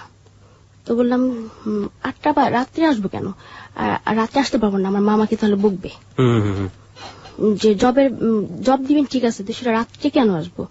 তো ওই কথাটা বলার পর সে বললো তাহলে বিকেলে এসো 5টার দিকে। আমি বললাম যাত্রা বিকেলে আসতে পারবো, বিকেল আসলে সমস্যা আমি কিনা বিকেলে আসতে পারবো, কিন্তু রাত্রে বাসা থেকে বেরোতে দেবেন আমাকে। তো তাহলে বিকেল 5টার দিকে এখানে চলে আসিও তুমি। তো তখন করলে কি, মানে ওই দিন সে আমার হাতে না, আমার আম্মার হাতে সে 2000 টাকা দিছে, আমার সামনেই দিছে। তো টাকাটা কেন দিছে আমি তা জানি, আমি ভাবছি হয়তো এমনিতেই দাঁড়িয়ে দিছে, কিন্তু টাকাটা যে আমার পারপাসে তাকে দেওয়া হয়েছিল সেটা আমি পরে বুঝতে পারছি। তো পরদিন বিকেল 5টা বাজে আমি তার বাগান বাড়িতে যাই, একাই যাই। যার পর তখনও সে আমাকে কিছু বুঝতে দেয়নি। তখন সে আমার বললো তখন সে করলো কি, বললো যে আমার তো ঢাকার বাইরে অনেকগুলো আছে, হাউজিং আছে, তো সেখানে আমি একটা মানে তোমার মতো একটা সুন্দর একটা মেয়ে রাখতে চাচ্ছি। তো তুমি যদি কক্সবাজার থাকতে চাও, তোমার কক্সবাজার রাখতে পারবো, বা যদি বলো না ঢাকাতে কোথাও, ঢাকাতেও রাখতে পারবো। কখনো কক্সবাজার তুমি গেছো? আমি বলছি যে না, আমি কখনো কক্সবাজার যাইনি। তাহলে তোমার কক্সবাজারে ঘোরা হবে, আমার জায়গাগুলো তোমার দেখা হবে, বা তোমার অফিসগুলো তোমার পছন্দ হবে কিনা, মানে এটা তুমি যেটা বলবো তাই করবো। তো তখন করলো কি, বললো যে আমাদের সাথে আরেকটা মেয়ে যাবে, সে তোমার অনেক সিনিয়র, সেটা বলতেছে আমাকে ওই চেয়ারম্যান। আর তাকে আমি বলতাম কি চেয়ারম্যান চাচা, সে যেহেতু আমার সিনিয়র, অনেক অনেক বয়স্ক সে, তো তাকে আমি চেয়ারম্যান চাচা করে ডাকতাম। তো বললো যে তোমার আমাদের সাথে তোমার একটা বড় আপু যাবে, সে তোমার অনেক সিনিয়র, তো তার সাথে কথা বলো তুমি মোবাইলে। তার সাথে কথা বলাই দিল। তো বললো যে হ্যাঁ আমরা তো কালকে তাহলে কক্সবাজার যাচ্ছি, তো তখন তো দেখাই হবে তোমার সাথে। সে করলো কি, আমাকে 10,000 টাকা দিছে ওই দিন, এটা আমার জব হয়ে গেছে, এটা বললো সে, যেটা হইতেছে তোমার অ্যাডভান্স 10,000 টাকা, আর তুমি মান্থলি পাবা 12,000 টাকা করে, এটা সে আমার বললো। কি ও বললো যে এই 10,000 টাকা তোমার অ্যাডভান্স, এটা দিয়ে তোমার যা ইচ্ছা তুমি করিও। তো যেহেতু আমার জব হয়েছে, আমি ওইখান থেকে রাখছি আমার নিজের জন্য 3,000 টাকা, আর বাকি 7,000 টাকা আমার মার কাছে দিছে গিয়ে। তো মা বললো যে এটা তোর জব দিছে কে। তো আমি তখন মানে চেয়ারম্যানের নামটা প্রকাশ করিনি, আর নামও জানি না, তাই আমি ডাকি চেয়ারম্যান চাচা। তো বললো কোন চেয়ারম্যান, এর থাকে কই সে। তো আমি বললাম যে সে থাকে তো শ্যামপুরের দিকে। তো মা বলতেছে, মানে তার নামটাই বলছে। আমি বললাম যে নাম বলতে পারতেছি না, যে কিসের অফিস তার, যে তার নাকি হাউজিং এ সেখানে মেয়ে লাগবে। তো মা তখন ভাবলো যে হইতেও পারে, মানে তারও এই ধরনের কোনো ইস্যু না যে তার মেয়েটাকে কোথায় বা কি করা হইতেছে। তো বললাম যে আমরা কাল কক্সবাজার যাব। তো মা বলতেছে কক্সবাজার যাবি, এটা কেমন জব রে, আমার তো দেখতে হয় যে তোর কক্সবাজার যেতে হবে। তো আমি বললাম যে আগে জানি, ভালো মন্দ তো আমি তোমার বলবোই। তো তখন 7,000 টাকা আমার কাছে দিয়ে গেছি, আর 3,000 টাকা আমার মানে কিছু কসমেটিক বা শপিং এগুলোই করছিলাম। পরদিন সে আমাকে বললো যে তুমি ঠিক দুপুর 2টার দিকে মতিঝিল ওই যে মোহামেডান স্পোর্টিং ক্লাবটা আছে না, ওইখানে থাকার জন্য, যে ওইখানে আমার গাড়ি থাকবে, বা তুমি কালকে তোমার যে আপুর সাথে কথা বলছো ওই আপু থাকবে ওইখানে, তোমাকে ওই রিসিভ করবে, তোমাকে রিসিভ করবে। সে আমাকে একটা সেল দিল, সিটি সেল। তখন সিটি সেল নতুন না পুরানি, হ্যাঁ একটা সিটি সেল দিল। সে আমাকে বললো যে এই সেলটা দিয়ে তুমি তোমার ওই আপুর সাথে যোগাযোগ করবা, তুমি মতিঝিল গিয়ে এখানে মানে ওর ফোন দিলে দেখবা যে মতিঝিলি আছে, তুমি তো চিনবা না। তো আমি সেলটা নিয়ে গেলাম, নিয়ে যাওয়ার পর পরদিন দুপুরবেলা আমার ব্যাগট্যাগ নিয়ে আমি মতিঝিলের মানে মধুমিতার সামনে চলে যাই। যাওয়ার পরে দেখি যে একটা গাড়ি থামানো, সিলভার কালার একটা গাড়ি। তো ফোন দেওয়ার পর মেয়েটা বের হয় গাড়ি থেকে। বের হওয়ার পর বলতেছি তুমি বর্ষা? তো বললাম যে হ্যাঁ আসো। তো বলো তোমার বস তো এখনো আসে নাই, তোমার বস উঠাইতে হবে অন্য জায়গা থেকে, তোমার বস অন্য জায়গায় একটা কাজে বিজি আছে, সেটা বললো। মানে সে তখনও আমার প্রাথমিক কোনো ধারণা দেয়নি যে অ্যাকচুয়ালি কি হবে কক্সবাজারে যাওয়ার পর। তো সারাটা পথ খুব আনন্দ করতে করতে গেছি, আর ওই মেয়েটা আমাকে খুব ছোট বোনের মধ্যে খুব আদর করতেছে। তো কক্সবাজার আমরা পৌঁছাইছি রাত 2টার দিকে। ওকে, রাত 2টার দিকে পৌঁছালেন। পৌঁছানোর পর কি হলো সেটা তো আমরা জানবই। এই ফাঁকে আরো একবার মনে করে দিচ্ছি প্রিয় শ্রোতা, আপনি শুনছেন এবিসি রেডিওর হ্যালো 8920।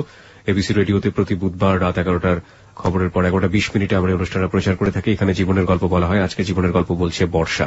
বর্ষাকে নিয়ে আমাদের ফেসবুক পেজে একটা রেডিও স্ট্যাটাস দেয়া আছে, ওখানে চাইলে আপনি মন্তব্য করতে পারেন, বর্ষার সাথে সরাসরি কথা বলতে পারেন।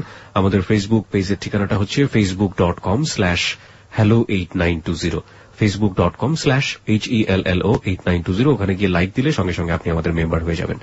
হ্যাঁ, রাত 2টোর পরে পৌঁছানোর পর কি হলো? রাত 2টোর দিকে পৌঁছেছি। পৌঁছানোর পর আমরা উঠছি গিয়ে হোটেল শৈবালে। ওকে।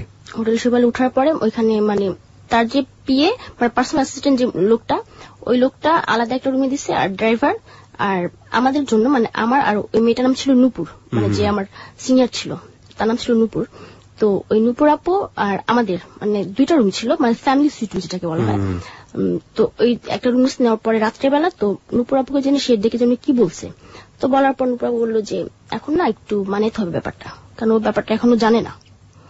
তো নূপুর আপু বললো যে বর্ষা তুমি আমার সাথে আসো। তো আমি তার সাথে শুইলাম চেয়ারম্যান পাশের রুমে। তো সে আমার রাত্রেবেলা শুয়ে বলতেছে বর্ষা তুমি ড্রিঙ্ক করো? তো আমি যেহেতু আগে একবার করছি বা আরও করছি ওখানে, আমি বলছি যে হ্যাঁ একটু একটু করি। তো বললো যে আচ্ছা তাহলে আমরা ড্রিঙ্ক করে আর কথা বলি। তো করতেছি তার সাথে, তখন সে বলতেছে আচ্ছা বর্ষা তুমি কি জানো তোমার এখানে কেন আনা হয়েছে? তো বললাম যে হ্যাঁ জানি। কি জন্য বলো? তুমি কি জবের জন্য? না, তোমার এখানে জবের জন্য আনা হয়নি। তা বললাম কিসের জন্য? তুমি এই যে দেখতেছো তোমার বস, এর সাথে তোমার সেক্স করতে হবে। তো এই কথাটা যখন শুনছি, শোনার পর মানে পুরো আকাশটা ভেঙে পড়ছে যে আবার সেই ভুল, মানে আবার সেই একই ইটা আমার উপর আবার আসবে, যেটাতে আমি ভুলেই গেছি। তো এমন একটা সিচুয়েশন যে আমি এখান থেকে আসতেও পারবো না, বা দেখা গেছে এখান থেকে যদি চলে আসি আমি, হয়তো চেয়ারম্যান অনেক কিছু একটা বলবে যে তার টাকা পয়সা নিয়ে বা এই ধরনের কিছু একটা বলবে, সে বলাটা অস্বাভাবিক কিছু না। তো তুমি কি করবা? তুমি বললাম যে কি করবো মানে, তাহলে আপু যেহেতু তুমি আমার বোনই ডাকছো, তুমি তারা বলো যে আমি এটা করবো না। তো বলতেছে দেখো এটা তো হবে না, তারপরও একটু মানাই নিও কেমন, সেটা আমারে বললো যে একটু মানাই নিও। এই কথাটা বলার পর সে আমার তার রুমে দিয়ে আসলো। দিয়ে আসার পর দেখি চেয়ারম্যান শুয়েছে, আমি পাশেই বসার পরে সে বলতেছে কি ব্যাপার, ভালো লাগছে এই যে আসছো এই পর্যন্ত, কেমন দেখলা? আমি কি জি ভালো দেখছি। তো বলতেছে যে বসে আছে কেন, আসো এখানে সব। তো তাই আমি বলতেছি দেখেন আপনি তো আমার অনেক বড়, তারপর আমি আপনাকে চাচা ডাকছি, তো নূপুর আপাকে আমাকে যেটা বললো সেটা কিভাবে সম্ভব? তো সে বললো যে কেন, তোমার ওই মহিলা কিছু বলে নাই? আমি বললাম যে হ্যাঁ বলছে, সেটা জবের ব্যাপারে, কিন্তু জবটা যে এটা আমি সেটা বুঝিনি। তো সে কোনো কথাই মানে কোনো কর্ণপাত করে নাই, কোনো কথাবার্তা মানে ওই ধরনের কিছুই, মানে যে আমি তার কাছে একটা আকুতি করতেছি যে আমার সাথে এই ধরনের কিছু করিয়েন না, তোমার সেই ধরনের কিছুই আমাকে কোনো কথাই না। সে আসলো আমার যা মানে তখন ওই মুহূর্তে এই মানে সে ড্রিঙ্কস অবস্থায় ছিল, তো এক প্রকার মানে খুব জোর জবস্তি ছিল ওই মুহূর্তে, জোরজস্তি করার পর সকালবেলা। তো আমি বলতেছি আমি ঢাকা চলে যাব। তো বলতেছে যে ঠিক আছে ঢাকা যাবা, পাঠাই দেবো তোমাকে। এটা বললো চেয়ারম্যান, তোমাকে পাঠাই দেবো, সমস্যা নেই। তো তারপর 1 সপ্তাহ থাকা পড়ছে এখানে। তো নূপুর আপু বুঝাইছে যে থাক, একবার হয়েছে তোমার কাছে আসে যাবে না, তোমার ছুঁয়েও সে দেখবে না, যাবার হয়ে গেছে তুমি আমার রুমে থাকো আর সে ওইখানেই থাকবে, বা তুমি যদি এখানে থাকতে না চাও তাহলে আমি আর তুমি আর এক রুমে যাবো। তখন ওই 1 সপ্তাহ ছিলাম, যে 1 সপ্তাহের মধ্যে মানে সে আর আমার কাছে আসেনি। 1 সপ্তাহ পর আমরা ঢাকাতে আসছি। আসার পরে তখন আমার কাছে কিছু বলিনি যে আমার সাথে কি হয়েছে। তো মা বলতেছে যে কি হয়েছিল, কি জবটা কি? তো বললাম যে না আমার পছন্দ হয় না। তো বললো যে চেয়ারম্যানের নামটা কি রে? তখন তার নামটা বললাম আমি। তো মা বললো যে এইখানে তোরে নিয়ে গেছে। তা আমি বললাম যে হ্যাঁ, তুই আগে নামটা আমার কেন বলিস? আমি তখন নামটা জানতাম না তার। তখন মা বললো যে তাহলে সব দিক দিয়ে সবাই সুযোগ নিতেছে। তখন মা বললো বর্ষা তুই চলে যা এখান থেকে, যে দিকে মুচা চলে যা, আর নয়তো এই যে এত গাড়ি দেখিস এখানে যা মরতে পারিস না তুই। তো তখন বললাম যে ঠিক আছে দেখি কোথায় যাই আমি। আপনি স্টেপ মমের কাছে আপনি জাননি, বলেন না যে তুমি আমাকে জেনে শুনে কেন এরকম করলা? অ্যাকচুয়ালি কি মানে আমার সাথে যে এত ঘটনা ঘটা হয়েছে আমি কখনো কারো কাছে মানে জিজ্ঞাসা করিনি যে কেন আমার সাথে এগুলা করছো। শুধু আমার মাকেই বলতাম যে মা আমার লাইফটা এমন কেন হইলো, আমার সাথে তোমরা এমন কেন করলা, যে আর 4 বছর আমি না হয় অপরাধ করছি, কিন্তু 4 বছরের একটা মেয়ে কি অপরাধ করছিল তোমার কাছে সেই দিন যে আমার এইভাবে ফালাই দিলা। তো মা এই উত্তরে কখনই কিছু বলেনি আমাকে, কিছুই বলে না তাদের কোনো মানে এইটা যখন আমি প্রশ্ন করি তাদেরকে দেখা গেছে যে এই এখন আলাদা থাকতেছি, আলাদা ভাবে চলতেছি ফিরতেছি। তো ওইখান থেকে আসার পরে মানে ওই দিন আমি বাসা থেকে বের হয়ে যাই, কোথায় যাব এমন কাউকে চিনিও না, যেতে হবে কোথায় আত্মীয় স্বজনের বাসায়। তখন চিন্তা করলাম না আমার লাইফটা নষ্ট, আমার সংস্পর্শ আসলে আমার বোনেরও নষ্ট হয়ে যাবে। তো কোথাও গেলাম না, চলে গেলাম সেই নুপুরাপুর বাসায়, তার বাসা ছিল গোড়ানে। তো সেখানে চলে গেলাম, চলে যাওয়ার পরে উনি কি করতেন, ওনার কাজ কি? আপনি যে নুপুরের কথা বলছেন, তো এই নুপুর কি করতো? ওর মানে এইটা ছিল বিজনেস, মানে এই মেয়ে দিয়ে ও বিজনেস করতো, এক কথা দেহ ব্যবসা। মানে মেয়েদেরকে পটায় পটায় ও নিজেও করতো এবং নিজেও করতো আর অন্যান্য মেয়েদেরকে দিয়েও করাতো। ওকে, তো আপনি সেই নুপুরের কাছে গেলেন? কারণ আমি ভাবলাম যে এখন যেহেতু আমি একটা নষ্ট একটা লাইফে চলে আসছি, বা দেখা গেছে আমার সঙ্গে পড়ছে আমার যে বোনেরা থাকবে এরাও হয়তো একদিন ব্যাপারটা বুঝবে, বা দেখা যাবে যে আমারই একবার ইচ্ছা জাগবে যে ওদেরকে আমি নিয়ে যাই, মানে এসব চিন্তা ভাবনা করে আমি চলে গেলাম সেই নুপুরাপুর কাছে। তো তখন আমার অনেক জায়গায় নিয়ে গেল, অনেক ভালো ভালো জায়গাতে নিয়ে, ভালো ভালো জায়গা কি এটার মানে অনেক মানে খুব হাই সোসাইটি। আমরা একটু সিরিয়ালি শুনতে চাই, অল্প অল্প করে, যেহেতু আমাদের হাতে অনেক সময় আছে। আপনি যাওয়ার পরে কি হলো আমরা ধারাবাহিকভাবে শুনতে চাই। যাওয়ার পর তাকে বললাম ব্যাপারটা যে এই আপু এখন আমি চলে আসছি বাসা থেকে। তো সে আমাকে খুব আদর যত্ন করতেছে, হ্যাঁ আসে বসতো, ভালো করছে এসে বসছিস। আপনাদের কি পারিবারিক অবস্থা খারাপ ছিল, ইকোনমি খারাপ ছিল? না মোটেও না। আপনার বাবা কি করতেন? আমার বাবা এই দয়াগঞ্জে এই যে দয়াগঞ্জে রিক্সা গিয়েছিল, এবং তার ওই সময় তার প্রায় 50টার উপর রিক্সা ছিল। 50টার উপরে রিক্সা ছিল তার, শুধু মানে ওই যে আন্টির ছেলে মেয়ে হয় না, এই কারণে আমাকে ওখানে পাঠানো। ওকে, আর কিছু তার মানে আর্থিকভাবে কোনো সমস্যা আপনাদের ছিল না? কোনো সমস্যা ছিল না। ওকে, যান। তারপর সে বললো যে হ্যাঁ থাকা দরকার নাই, ওর বাবা মার কাছে না থাকলে কি হবে এটা সেটা, কারণ সে যেহেতু একটু তো জানছে যে আমার স্টেপ মাদের আমাকে এখানে নিয়ে গেছে। ওকে, তো হ্যাঁ এরকম এখানে থাকার দরকার নেই, এখানে থাকিস, মনে করবে আমি তোর মার মতো, আর আমি তো তোর কমাদর করি না। তো ওইখানে থাকলাম কয়েকটা দিন মানে ওইখানে প্রায় মাসখানেক ছিলাম ওইখানে। আমি থাকার পরে মাতো সে সন্তান নষ্ট হলো, তারপর সে সন্তান তার কাছে মামাকে এখান থেকে নিয়ে আসছে আবার বাসায়। আনার পরে মানে খুব কান্নাকাটি বললো যে তোরা আমি অনেক মানতের পর পাইছি, যে আমি ভাবছিলাম যে আমার কখনো ছেলে মেয়ে হবে না, আল্লাহর কাছে অনেক মানত করার পর তুই মানে তোরে পাইছি, কিন্তু তুই এমন হয়ে গেলি কেন। মানে সেই দিনে তার প্রশ্ন করছিলাম যে 4 বছর বয়সে আমি কি করছিলাম, আমি যেমন হয়ে গেছি, যে 4 বছর বয়সে আমি কি করছিলাম, আমার কেন পাঠাচ্ছিল এখানে, আমার কি কখনো সাত জাগে নাই যে আমি আমার মার কাছে যে শুয়ে আমার মার বুক একটু মাথা রাখি, কেন করছিল এটা আমার সাথে। তো মা কোনো কথা বলে না।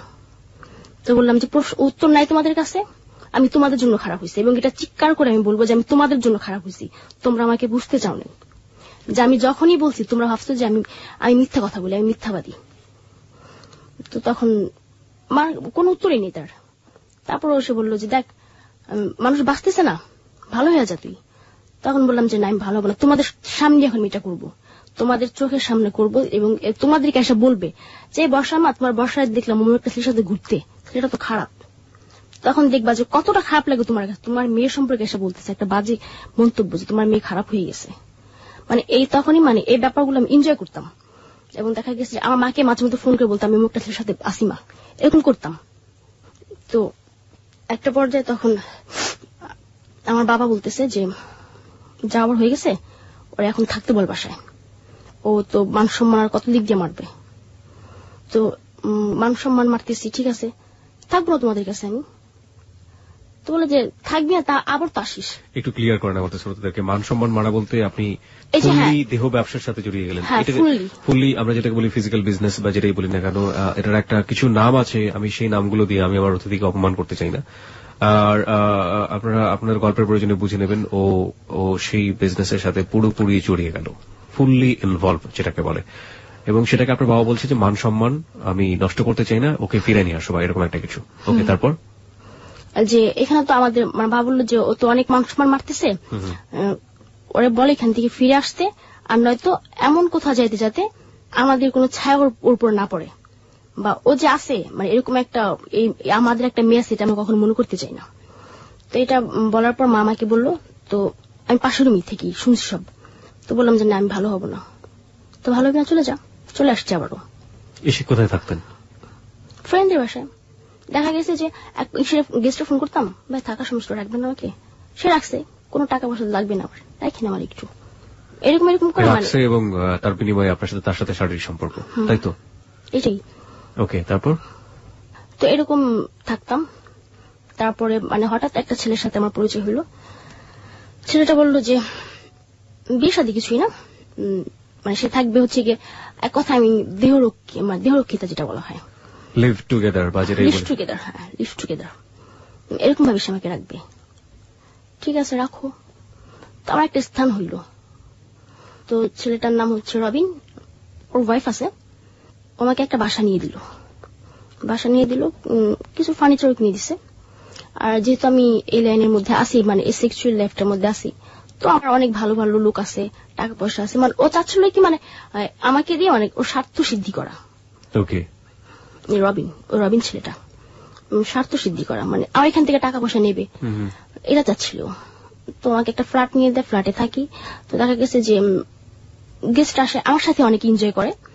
আবার দেখা যায় যে কেউ বাড়ি থেকে মেয়ে নিয়ে আসতেছে, ওদের সাথে থাকতেছে, বিনিময়ে পাচ্ছি আমি তখন আমার রুম ভাড়াটা ঘন্টা 1 ঘন্টা থাকবে 500 টাকা 1000 টাকা, মানে ওইটা মানে ওই গেস্টের উপর ডিপেন্ড করে বলি যে তার অ্যাকচুয়ালি তার কতটুকু ব্যালেন্স আছে দেওয়ার মতো, মানে 1 ঘন্টা 500 টাকা, বা দেখা গেছে যে তার চেয়ে একটু উপরে লেভেলে যে তারা বলি যে ভাই 1000 টাকা দিন, আপনার ফ্ল্যাটটা ভাড়া দিচ্ছেন আপনি এই কাজের জন্য 500 টাকা 1000 টাকা প্রতি ঘন্টায়। ওকে। আর দেখা গেছে যে আমার যে পার্সোনাল যে গেস্ট গুলো ছিল এরা তো আমার সাথেই ছিল। আপনার বাড়িওয়ালা কোনো সমস্যা করতো না? না, এটা তো আর তারা কি জানতো, তাদের কি বইলা করবো আমি আমার ফ্ল্যাটে কি হচ্ছে। ওকে। আর এখানে সবাই জানতো যে আমি আর রবিন হাজবেন্ড ওয়াইফ। তো যখন আমি বুঝতে পারলাম যে আমি এখানে মানে ওইখানে, তখন আমার মান্থলি ইনকাম ছিল একদম না হলে 1 লাখ টাকার উপরে, একদম না হলেও। হ্যাঁ, এই আদার সবকিছু মিলে, অন্যান্য মেয়ে বা আমি নিজে সবকিছু মিলে, মানে ওই মেয়েদের টাকা পয়সা দেওয়ার পরও তার কাছে যে মান্থলি একদম 1 লাখ টাকার উপরে মানে ইনকাম হচ্ছে বাসাতে, কিন্তু আমার ব্যালেন্স থাকতেছে না 1 টাকাও। আমি ওইখান থেকে 50 টাকা যদি খরচ করতে যাই, সেটা রবিনের কাছ থেকে আমার বলে নিতে হয়। আর রবিন করতো কি, সকালে আসতো বাসায়, আসার পরে কি কি লাগবে আমার এটা জিজ্ঞাসা করতো, বাচ্চাটা করে দিত। তারপরে আবার আসতো সন্ধ্যায় আসার পরে সে মানে কে কে আসছে, কি হয়েছে, কত টাকা হয়েছে, টাকাগুলো নিয়ে সে আবার চলে যেত। আবার আসতো রাত 11টায়, কিছু হয়েছে, টাকা পয়সা থাকলে সব নিয়ে যেত, এ পর্যন্তই।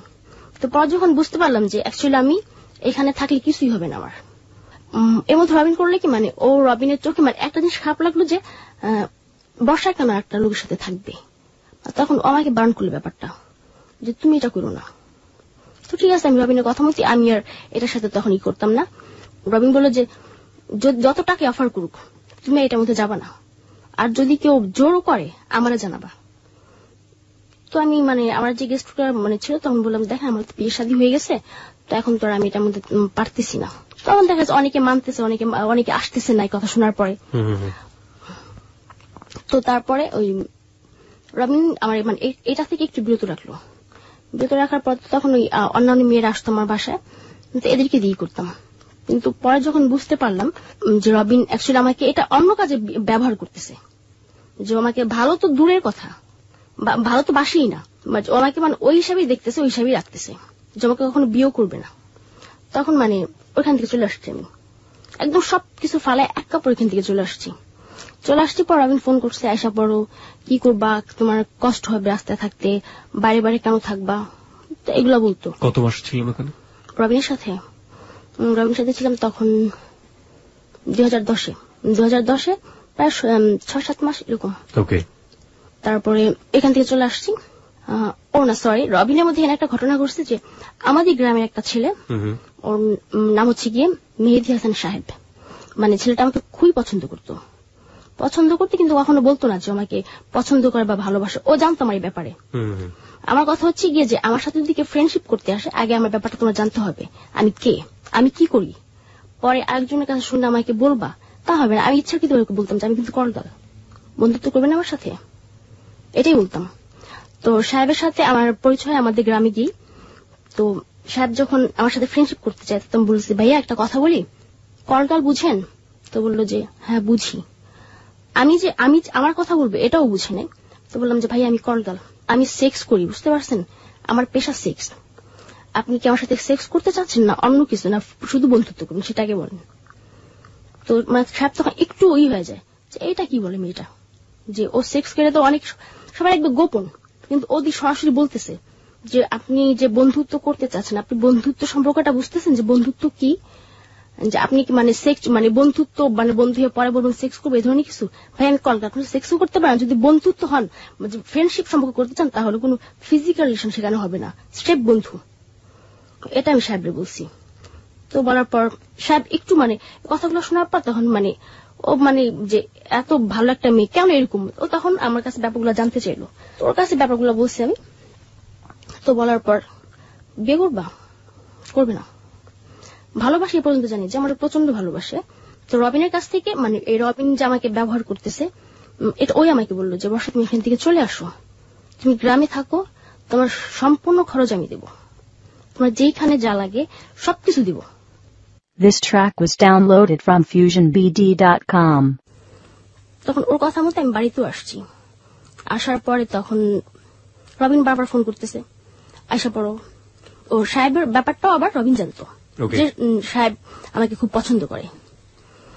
তো রবিন বললো ফোন করে যে সাহেব তোমার কখনই বিয়ে করবে না বর্ষা। আমি তুমিও তো করবা না, করবা বিয়ে আমারে, তাহলে বলে আমি এসে পড়ি। তো বলতেছে যে তুমি তো জানোই আমার ওয়াইফ আছে, মেয়ে আছে, আমি কিভাবে করি। তাহলে রাখছিলা কেন? তাহলে কি মানে শুধু এইটাই ছিল কারণ যে আমার দিয়া তুমি আমার ইউজ করতেছো টাকা পয়সার কারণে? তো বলতে তুমি আমার কত টাকা পয়সা দিছো, তোমার সব ফিরিয়ে দিব, তারপর তুমি চলে আসো। মানে এটা হইতেছে মানে এই কথাগুলো বলে নিয়ে আজকে রেখে টর্চিং করবে আমাকে, এই ধরনের কিছু একটা। তো পরে আমি যাইনি রবিনের কাছে। তো ও সাহেব আমাদের বাসা প্রতিদিন আসা যাওয়া করে। তো মা বললো যে সাহেব এরকম আসা যাওয়া করে, এটা ঠিক না। আর সাহেব হচ্ছে কি আমাদের গ্রামের উপজেলা চেয়ারম্যানের ছোট ভাই। তো যে ওদের ফ্যামিলি জানলে হয়তো একটু হবে, এই মানে তার কারণে গেছে যে সাহেব এখানে আসা যাওয়া করে। তো পরে বলছে যে ও যেন এখানে না আসে, সাহেব যেন এখানে না আসে। তো সাহেব ব্যাপারটা জানার পর সাহেব আসতো, মানে কেউ না দেখে এরকম ভাবে আসতো, আসা কথাবার্তা বলতে এই পর্যন্তই। কিন্তু মানে সাহেব কখনো ফিজিক্যাল রিলেশনের দিকেও আসে নাই। ওনার কথা হইতেছে যে আমি ওরে আস্তে আস্তে ফিরে আনবে পথ থেকে, এটা ছিল সাহেবেরই। পরে যখন আমি ঢাকা চলে আসি, ঢাকা আসার পর আবার ঢাকা চলে আসি আমি, তখন মার সাথে ঝগড়া লাগে, মার সাথে ঝগড়া ঢাকাতে চলে আসি। ঢাকাতে আসার পরে তো তার কয়েকদিন পর সাহেবও আসে। তখন আমি ঢাকাতে এসে উঠি। মনি বলে একটা মেয়ে ছিল, ও এই বিজনেস করতো, আর ও করতো মানে হোটেলে উঠতো। ও সবসময় বাড়ি থাকতো, আর ওর বাসা থাকতো ছোট একটা বোন। তো আমি বললাম যে মনি তোর এখানে থাকতে হলে কি করতে হবে? তো বললো যে তুই আমার বাসা এটা কর বা না কর এটা আমার দেখার বিষয় না, কিন্তু পার ডে তুই আমার 100 টাকা করে দিবি বাসাতে। এটা বললো মনি আমাকে। তো আমি চিন্তা করছিলাম যা হয়তো আরো বেশি বলবে, 100 টাকা করে। তো আমি এখানে থাকলাম কয়েকটা দিন। থাকার পরে এখন সাহেব ঢাকা আসছে। সাহেব আসা বলতেছে তুমি কই? বললাম যে আমি তো বান্ধবী মনির বাসাতে আছি। তো বললো যে আমি কি এখানে আসতে পারি? তো আমি বললাম যে না, এই জায়গাটা ভালো না। কি হয় এখানে? এখানে সেক্স হয়, আপনি জানেন না এখানে কি হয়, আমি কি করে আপনি জানেন না? তো বলতেছে যে তাহলে অন্য কোথাও দেখা করি, কিছু কথা ছিল। তারপরে ও নিয়ে গেল ওর এক কেমন দুঃসম্পর্কের আন্টি না কি হয় সেখানে নিয়ে গেল। নিয়ে যাওয়ার পরে অনেক কথাবার্তা বুঝাইল আমাকে। দেখো সে তো তোমার মা, আর সে তো তোমার ভালোর জন্য তোমাকে বকা দিছে, আর কোন মা কি চায় যে তার সন্তান খারাপ হয়ে যাক? তো অনেক বুঝাইছে। তারপর আমি আসিনি, এখান থেকে আসি নাই। তো সাহেব পরে বিয়ে করলো। সাহেব মানে কখনো আমার বলেনি যে আমি তোমার বিয়ে করব, বা এই যে আদার্স এই যে অনেক ছেলেরা আসে, মানে অনেক আসে, অনেক অহরহ ছেলে আসতেছে আমার কাছে, দেখতে অনেক সুন্দর, আমার খুব প্রশংসা আমার সামনে বৈশা। তারপরে মানে এই সেক্স করার আগে, আমার সাথে সেক্স করার আগে বলো তুমি এগুলো সেরা দাও, তুমি এত একটা ভালো মেয়ে, কেন এগুলা করতেছো, এতই টাকা পয়সা আমার কাছে এসে পড়ে, আমি তোমার রাখি, এটা সেটা। এই যে এখন যে বর্তমান মানে এখন এই বর্তমানটা বলতেছি আমি এখন বিশাল একটা সমস্যার মধ্যে আছি। বলছি প্রথমে যে মা মারা গেছে, তো এই না না, এটা আমাদের লিসনাররা জানে না, আপনি একটু প্রমাণ নিয়ে আসেন। তো আপনি যেটা বলছিলেন যে আপনার ছেলেরা এসে বলে এটা করে ওটা করে, যে ওই ছেলেরা মানে অনেক অহরহ ছেলে আসতেছে এবং সবাই মানে বলে যে ভালো হয়ে যাও, কিন্তু ভালো হওয়ার পেছনে যে একটা মানুষের দরকার, আমার পেছনে যে একটা গাইডের দরকার, বা এখন ভালো হইতে হইলে আমার একটা হাজবেন্ড প্রয়োজন আমার, কিন্তু সেটা মানে এই সংঘটাকে দিতেছে না। ভালো হয়ে যাও এই পর্যন্তই, বর্ষা ভালো হয়ে যাও, আমি দেখবো তোমারটা। কিন্তু পরে ফোন দিয়ে হ্যালো ভাইয়া কই, আমি বিজি বর্ষা, পরে ফোন দিও, এই পর্যন্তই। তো এই এখন যে বর্তমানটা, গত 9 ডিসেম্বর 2012 আমার মা মারা গেছে, আমি ঢাকাতে। এবং আমি যখন খবরটা শুনি তখন আমি এক গেস্টের সাথে বসে বসে কথা বলতেছি, এর মধ্যে আমার বাবা মাকে ফোন করছে যে বর্ষা কই তুই? বললাম তো বাইরে, কেন কি হয়েছে? তো বলতেছে যে তোর মা খুব অসুস্থ, তোরা দেখতে চাইতেছে, আইসা পর। তো অসুস্থ তখনই আমার কাছে একটুই লাগছে যে মা অসুস্থ, আমার দেখতে চায়, কখনই না, হয়তো আমার মা নাই। তখন আমি বলছি আব্বা মার কিছু হয়েছে? তো বলছে আর না, তোর মা অনেক অসুস্থ, তুই আসা পর, তোর বড় আপা আসবে, তোর বড় মা আসবে, ওদের সাথে আসা পর। তো আমি বললাম আমার বড় আপার ছেলে মানে সামনে পরীক্ষা, তো বলতেছে ওর তো পরে অভি তো পরীক্ষা, অভি কিভাবে আসবে, ওরা আসবে না। তো বলতেছে ওরা আসলে আসুক, না আসলে আসুক, তুই চলে আয়। তো আমি বাসায় গেছি, বড় আপার বাসায় গেছি। বড় আপার বাসায় যাওয়ার পরে বড় আপা বলতেছে কিরে আম্মা কি অনেক অসুস্থ? এটা বড় আপা আমার বলতেছে, বড় আপার কাছে বলা হয় না যে আমার মা মারা গেছে। বললাম যে এরকম ভাবে তো কখনো বলে নাই, মনে হয় মা খুব অসুস্থ, চল দেখে আসি যা। তো বড় আপা আমরা সব একসাথে গেছি, যাওয়ার পরে দেখলাম যে আমার মায়ের লাশ। মানে মারে ঘৃণা করতাম না, ভালোবাসি, প্রচন্ড ভালোবাসি তারে, এখনো ভালোবাসি। আর আমি মনে করি যে আমার লাইফ থেকে কিছু একটা হারিয়ে গেছে আমার। যে আগে মানে যতই খারাপ পড়ছে, একজন ফোন করে আমাকে জিজ্ঞাসা করছে বর্ষা কই আছিস মা, ভালো মতো চলিস। কিন্তু এখন সে বলার মতো লোকটা আমার নাই, যে আমি খারাপ করলেও সে আমার বলছে। তো এখন যে প্রবলেমটা, এই যে এখনো এই যে 31st নাইটে বিশাল বড় লোকের ছেলেরা আসছে আমার কাছে, সেক্স করার জন্য আসছে। মানে সেক্স করার আগে বলতেছে বর্ষা তো শুনলাম তোমার নাকি থাকার খুব সমস্যা ঢাকা শহরে। হ্যাঁ ভাই, থাকার খুব সমস্যা। কোথায় আছো এখন তুমি? আমার বড় আপার বাসায় আছি, ওইখান থেকে আমার বিহিত সমস্যা। কেন সমস্যা? আমার বড় আপা যেহেতু একটা ভালো মেয়ে, সে কখনই চায় না যে তার বাসা থেকে একটা মেয়ে এরকম বারবার বের হোক। আর বারবার একটা মেয়ে যদি বের হয় তাহলে এটা ভালো চোখে কেউই দেখে না, এমনি বুঝতে পারে। তো বলতেছে কোনো সমস্যা নেই, আমরা বাসা নিয়ে দেব, নিয়ে দিতেছে। এই পর্যন্তই, ওই 31st নাইট পর্যন্তই তাদেরই। আজ পর্যন্ত ফোন করে জিজ্ঞাসা করেন বর্ষা কেমন আছে। গেস্ট পার্সপেক্টিভ থেকে এটাই হওয়া স্বাভাবিক বর্ষা, এটা নিয়ে আমাদের কোনো দ্বিমত নেই। কিন্তু আপনার জায়গা থেকে আমাদের প্রশ্নগুলো হচ্ছে, আপনার গল্প কি এখানেই শেষ নাকি আপনি আরো কিছু কন্টিনিউ করতে চান? না, এখানেই শেষ। মানে আমি যেটা মানে এখানে এসে বোঝাতে চাইলাম যে আমার কোনো ভুল ছিল না। মানে আমি যে গল্পটা বলছি আমার লাইফে, আমার এখানে যদি ভুল থাকে আপনি বলতে পারেন যে না বর্ষা তোমার তলায় এইখানে ভুল ছিল। আই হ্যাভ সাম কোয়েশ্চেন্স, আমার আপনার কাছে কিছু প্রশ্ন আছে।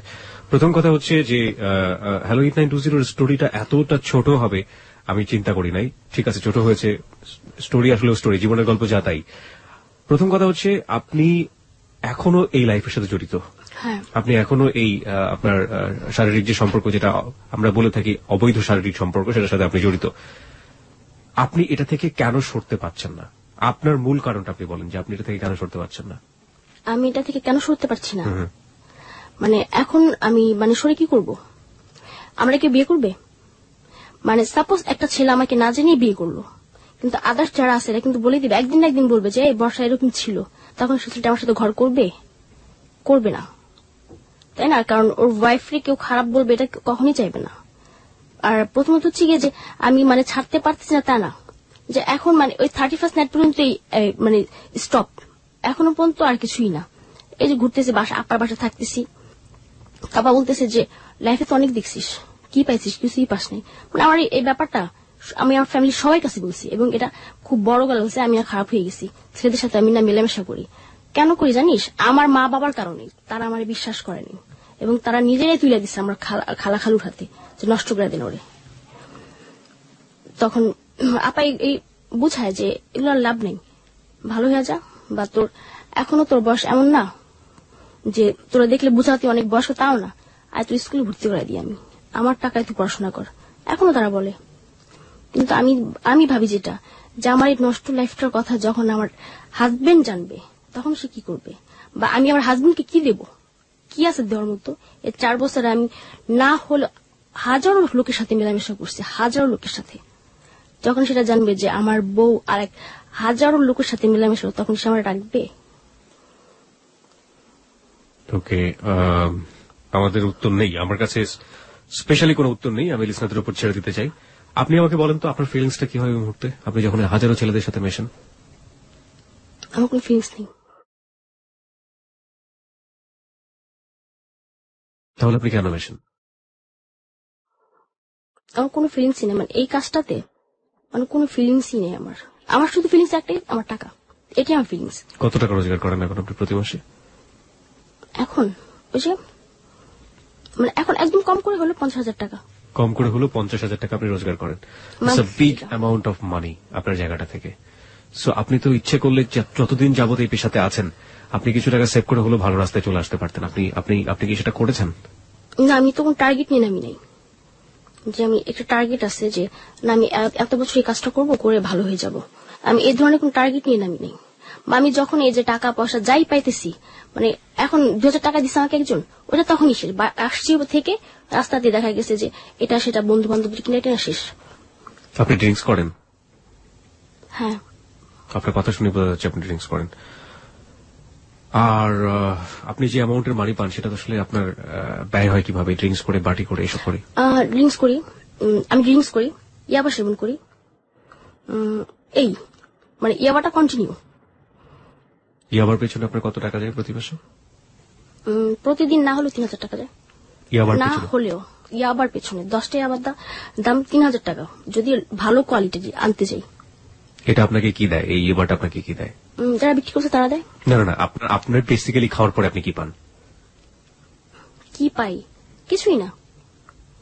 আপনি লাস্ট কখন খেয়েছেন ইয়াবা? এখানে আসার লাস্ট আগে কতক্ষণ আগে খেয়েছেন, বা সময়টা মনে করতে পারবেন? 6টা। আমি তো আমাদের লিসনারদেরকে বোঝাতে পারছি না, ওকে সামনে থেকে দেখলে বুঝতে পারতেন যে ও কি পরিমাণ হাত পা ছড়াছড়ি করছে, এবং ওকে দেখে বোঝা যাচ্ছে আসলে ও কতটা এনার্জেটিক, যেটা ওর শরীরের সাথে বা ওর চেহারার সাথে কোনো মিল নেই, কিন্তু ওকে এতটা বেশি এনার্জেটিক আমি এখন পর্যন্ত বুঝতে পারি না যে কেন এটা হলো আমার শরীরে। আমি আসলে এখন বুঝতে পারছি তার পেছনের কারণটা কি। তাহলে আপনি ড্রাগ নিচ্ছেন, আপনি ইয়াবা ছাড়া অন্য কোনো কিছু কখনো সেবন করেছেন বা কোনো কিছু নিয়েছেন? না, শুধু ইয়াবা। প্রথম থেকেই আপনি ইয়াবা নিচ্ছেন? এটা কিভাবে, এই ইয়াবার সংস্পর্শে আপনি কিভাবে আসলেন? কে দিল আপনাকে? ইয়াবার সংস্পর্শে আসছে যে মানে জাপানি ছিল ছেলেটা, ও থাকে হচ্ছে গিয়ে মোহাম্মদপুরে। তো তখন মানে ইয়াবাটা তেমন না, মানে মিডিয়াতে প্রকাশ হয়নি তখনও। আচ্ছা, মানে তখন না, সেটা তো অনেক আগের কথা, মানে মিডিয়াতে প্রকাশ হয়েছে সেটা 2004-এ, তখন তুমি খুবই ভালো একটা মেয়ে না, তখন মানে আমি জানি না যে ইয়াবা বলতে কিছু একটা আছে। তো আমার বাসার গেস্ট আমার সাথেই থাকতো সবসময়, আর ওই আমার বলছে যে একটা ট্যাবলেট আছে ইয়াবা নাম, এটা খাইলে অনেকক্ষণ সেক্স করা যায়, এটা বলছে আমাকে। তো আমি বললাম যে ঠিক আছে নিয়ে এসো, দেখবো কেমন। তো দেখলাম যে মানে লাল লাল ট্যাবলেট, বাতের ট্যাবলেটের মতো। তো কিভাবে খাইতে হবে, তো ওই যে ফয়েল পেপার বের করলো, লাইটার মাইটার সব বের করলো, বের করে দেখালো যে এভাবে খাইতে হয়। তো তখন আমি বললাম যে আমি তো কখনো সিগারেটও খাইনি, আমি এটা টান দিতে পারবো না। তো বললো যে ঠিক আছে, এইভাবে যদি খাইতে না পারো সমস্যা নেই, তুমি কফির সাথে খাও, তো একই রকম ফিলিংস পাবা, এটা বললো। তো ওই প্রথম আমি ইয়াবা খাই, ইয়াবা খাওয়ার পর মানে ওই দিন আমি ওর সাথে 3টা ইয়াবা খাইছিলাম, প্রথম একদম ফার্স্ট ইয়াবা খাওয়ার পর তখন আমার কাছে মনে হলো যে একদম সবচেয়ে পৃথিবীর মধ্যে বাজে নেশা হইতেছে এটা। ঘুম নাই, খাওয়া দাওয়া নাই, এটা কি নেশা? যে একটা মানে একটা জিনিস খাইছি, মানে ড্রিঙ্কস করলে কিছুক্ষণ পর ঘুম এসে পড়বে, আর এটা খাইলে মানে 2-3 দিন কোনো ঘুম টুম কিছুই নাই, মানে খাওয়া দাওয়া কিছুই নাই, প্লাস দেখা যাচ্ছে ফেজের একটা অবস্থা অন্যরকম হয়ে যায়, যে তখন দেখলে বোঝা যায় যে একটা ও কিছু একটা খায়, মানে খুব বিশ্রী একটা অবস্থা হয়ে যায়। তো এটা মানে চিন্তা করতে অনেক দিন খাইনি। আমার ফার্স্ট আমি ইয়াবা খাই হচ্ছে গিয়ে 2010-এর শেষের দিকে মনে হয়, এরকমই হবে। আর তারপর থেকে আরেকটা ফ্রেন্ড ছিল, মানে ও মানে কন্টিনিউ ওর সাথে থাকতোই সবসময়, আর একটা পর্যায়ে মানে ওর সাথে আমার বেশ চলাফেরা ছিল শুধু ইয়াবাটার কারণে। আর এটা কোথায় পাওয়া যায় না পাওয়া তখন আমি জানতাম না, মানে এখন যেমন জানি জহর ওর ফোন দিলে আসতেছে, মানে তখন কিভাবে আসে এটা আপনার যদি বলতে কোনো সমস্যা না হয়? দেখা গেছে যে মানে ইয়াবা ব্যবসায়ী যারা আমাদের এলাকায় যারা আছে তাদেরকে ফোন দিলে ওরা এসে দিয়ে যায়। সো আপনার তাদের সবার সাথে কানেকশন না, কানেকশন বলতে মানে ফিজিক্যাল রিলেশন না, হ্যাঁ ইয়াবা খাই এই পর্যন্তই। ওকে, তারা নিজেও কি এটা সেবন করে? অনেকে খায়, অনেকে খায় না। মানে যাদের কাছ থেকে আমি নিতেছি, মানে আমি জানি যে একটা ডিলার, আমি ওর থেকে নেবো, কি করে না সেটা তো আমার দেখার বিষয় না। আপনি যদি না খান ইয়াবাটা তাহলে কি ফিলিংসটা হয়? আপনি কখনো গ্যাপ নিয়েছেন, বড় কোনো গ্যাপ? সেই সময়টা আপনার কি হতো, অনুভূতি কি হতো? কোনো অনুভূতি নেই। বা এই যে মানে একটা আছে যে মানে যারা ফেন্সিডিল খায়, ওদের একটা ইয়ে আছে যে ওরা ফেন্সিডিল যদি না খায় হাত পা কাঁপবে, জ্বর চলে আসবে, ঠান্ডা লাগবে, এরকম। কিন্তু ইয়াবা না খেলে কিছুই না, যে হাত পা কাঁপবে কোনো ক্ষতি করে না। ইয়াবা না খাইলে কোনো শরীরের মধ্যে এমন কোনো? না না না, এটা আমার মধ্যে আমি দেখতেছি না। আপনার মধ্যে আপনি দেখেননি? আপনি ইয়াবাটা খাওয়া শুরু করলেন মূলত বেশি সেক্স করার জন্য, আপনি সেটা বলছিলেন? না, বেশি সেক্স করার কারণে না, মানে পরে যখন ওই আমার ওই ফ্রেন্ড যখন বললো যেটা খাইলে অনেকক্ষণ, মানে দেখা গেছে যে আমি 10 মিনিট সেক্স করতে পারতেছি, মানে একটা ছেলের ব্যাপার বলতেছে যে ছেলেটা 10 মিনিট পারতেছে, মানে সেখানে আর একটু টাইম বেশি নেবে, মানে এইটা বলছে। কিন্তু আমি যে এই পর্যন্ত মানে আজও পর্যন্ত যে ইয়াবা খাইতেছি আমি কখনো দেখি না যে এটা সেক্সের প্রতি কোনো এফেক্ট হবে, কোনো প্রভাব কিছুই নাই। এটা ফালতু একটা কথা। তাহলে আপনি কেন নেন? এখন 10টা করে নিচ্ছেন আপনি? টাকা আছে, নিতেছি। টাকা যেদিন থাকে না চুপ বসে থাকি, মানে খাইতেই হবে এমন কোনই না। আজকে মানে আপনাদের স্টুডিওতে আসার আগে আমি খেয়েছি, এবং ফার্স্ট যখন আমাকে শাকিল ভাই ফোন করে তখন আমি খাওয়া শেষ করছি। ওকে ওকে, কুল। আমি কি কোশ্চেন করবো, আমি একটু অ্যাবরতবর হয়ে গেছি এ পর্যায়ে এসে। ওকে, প্রিয় শ্রোতা, আপনারা শুনছেন হ্যালো ইট 920। হ্যাঁ, হ্যালো ইট 920 আজকে বর্ষা আছে আমাদের সাথে। বর্ষা তার জীবনের গল্প বলছে। বর্ষা, আমরা গল্প এখনো শেষ করিনি, আরো অনেক কিছু জানার আছে আপনার কাছ থেকে। আপনি আপনার লাইফটা নিয়ে কি স্বপ্ন দেখেন এখন? প্রত্যেকটা মানুষেরই স্বপ্ন থাকে। প্লিজ স্পিকারটা একটু কাছে নিয়ে বলবেন, মাইক্রোফোনটা কাছে নিয়ে। আমার লাইফটাকে নিয়ে আমি কি স্বপ্ন দেখি?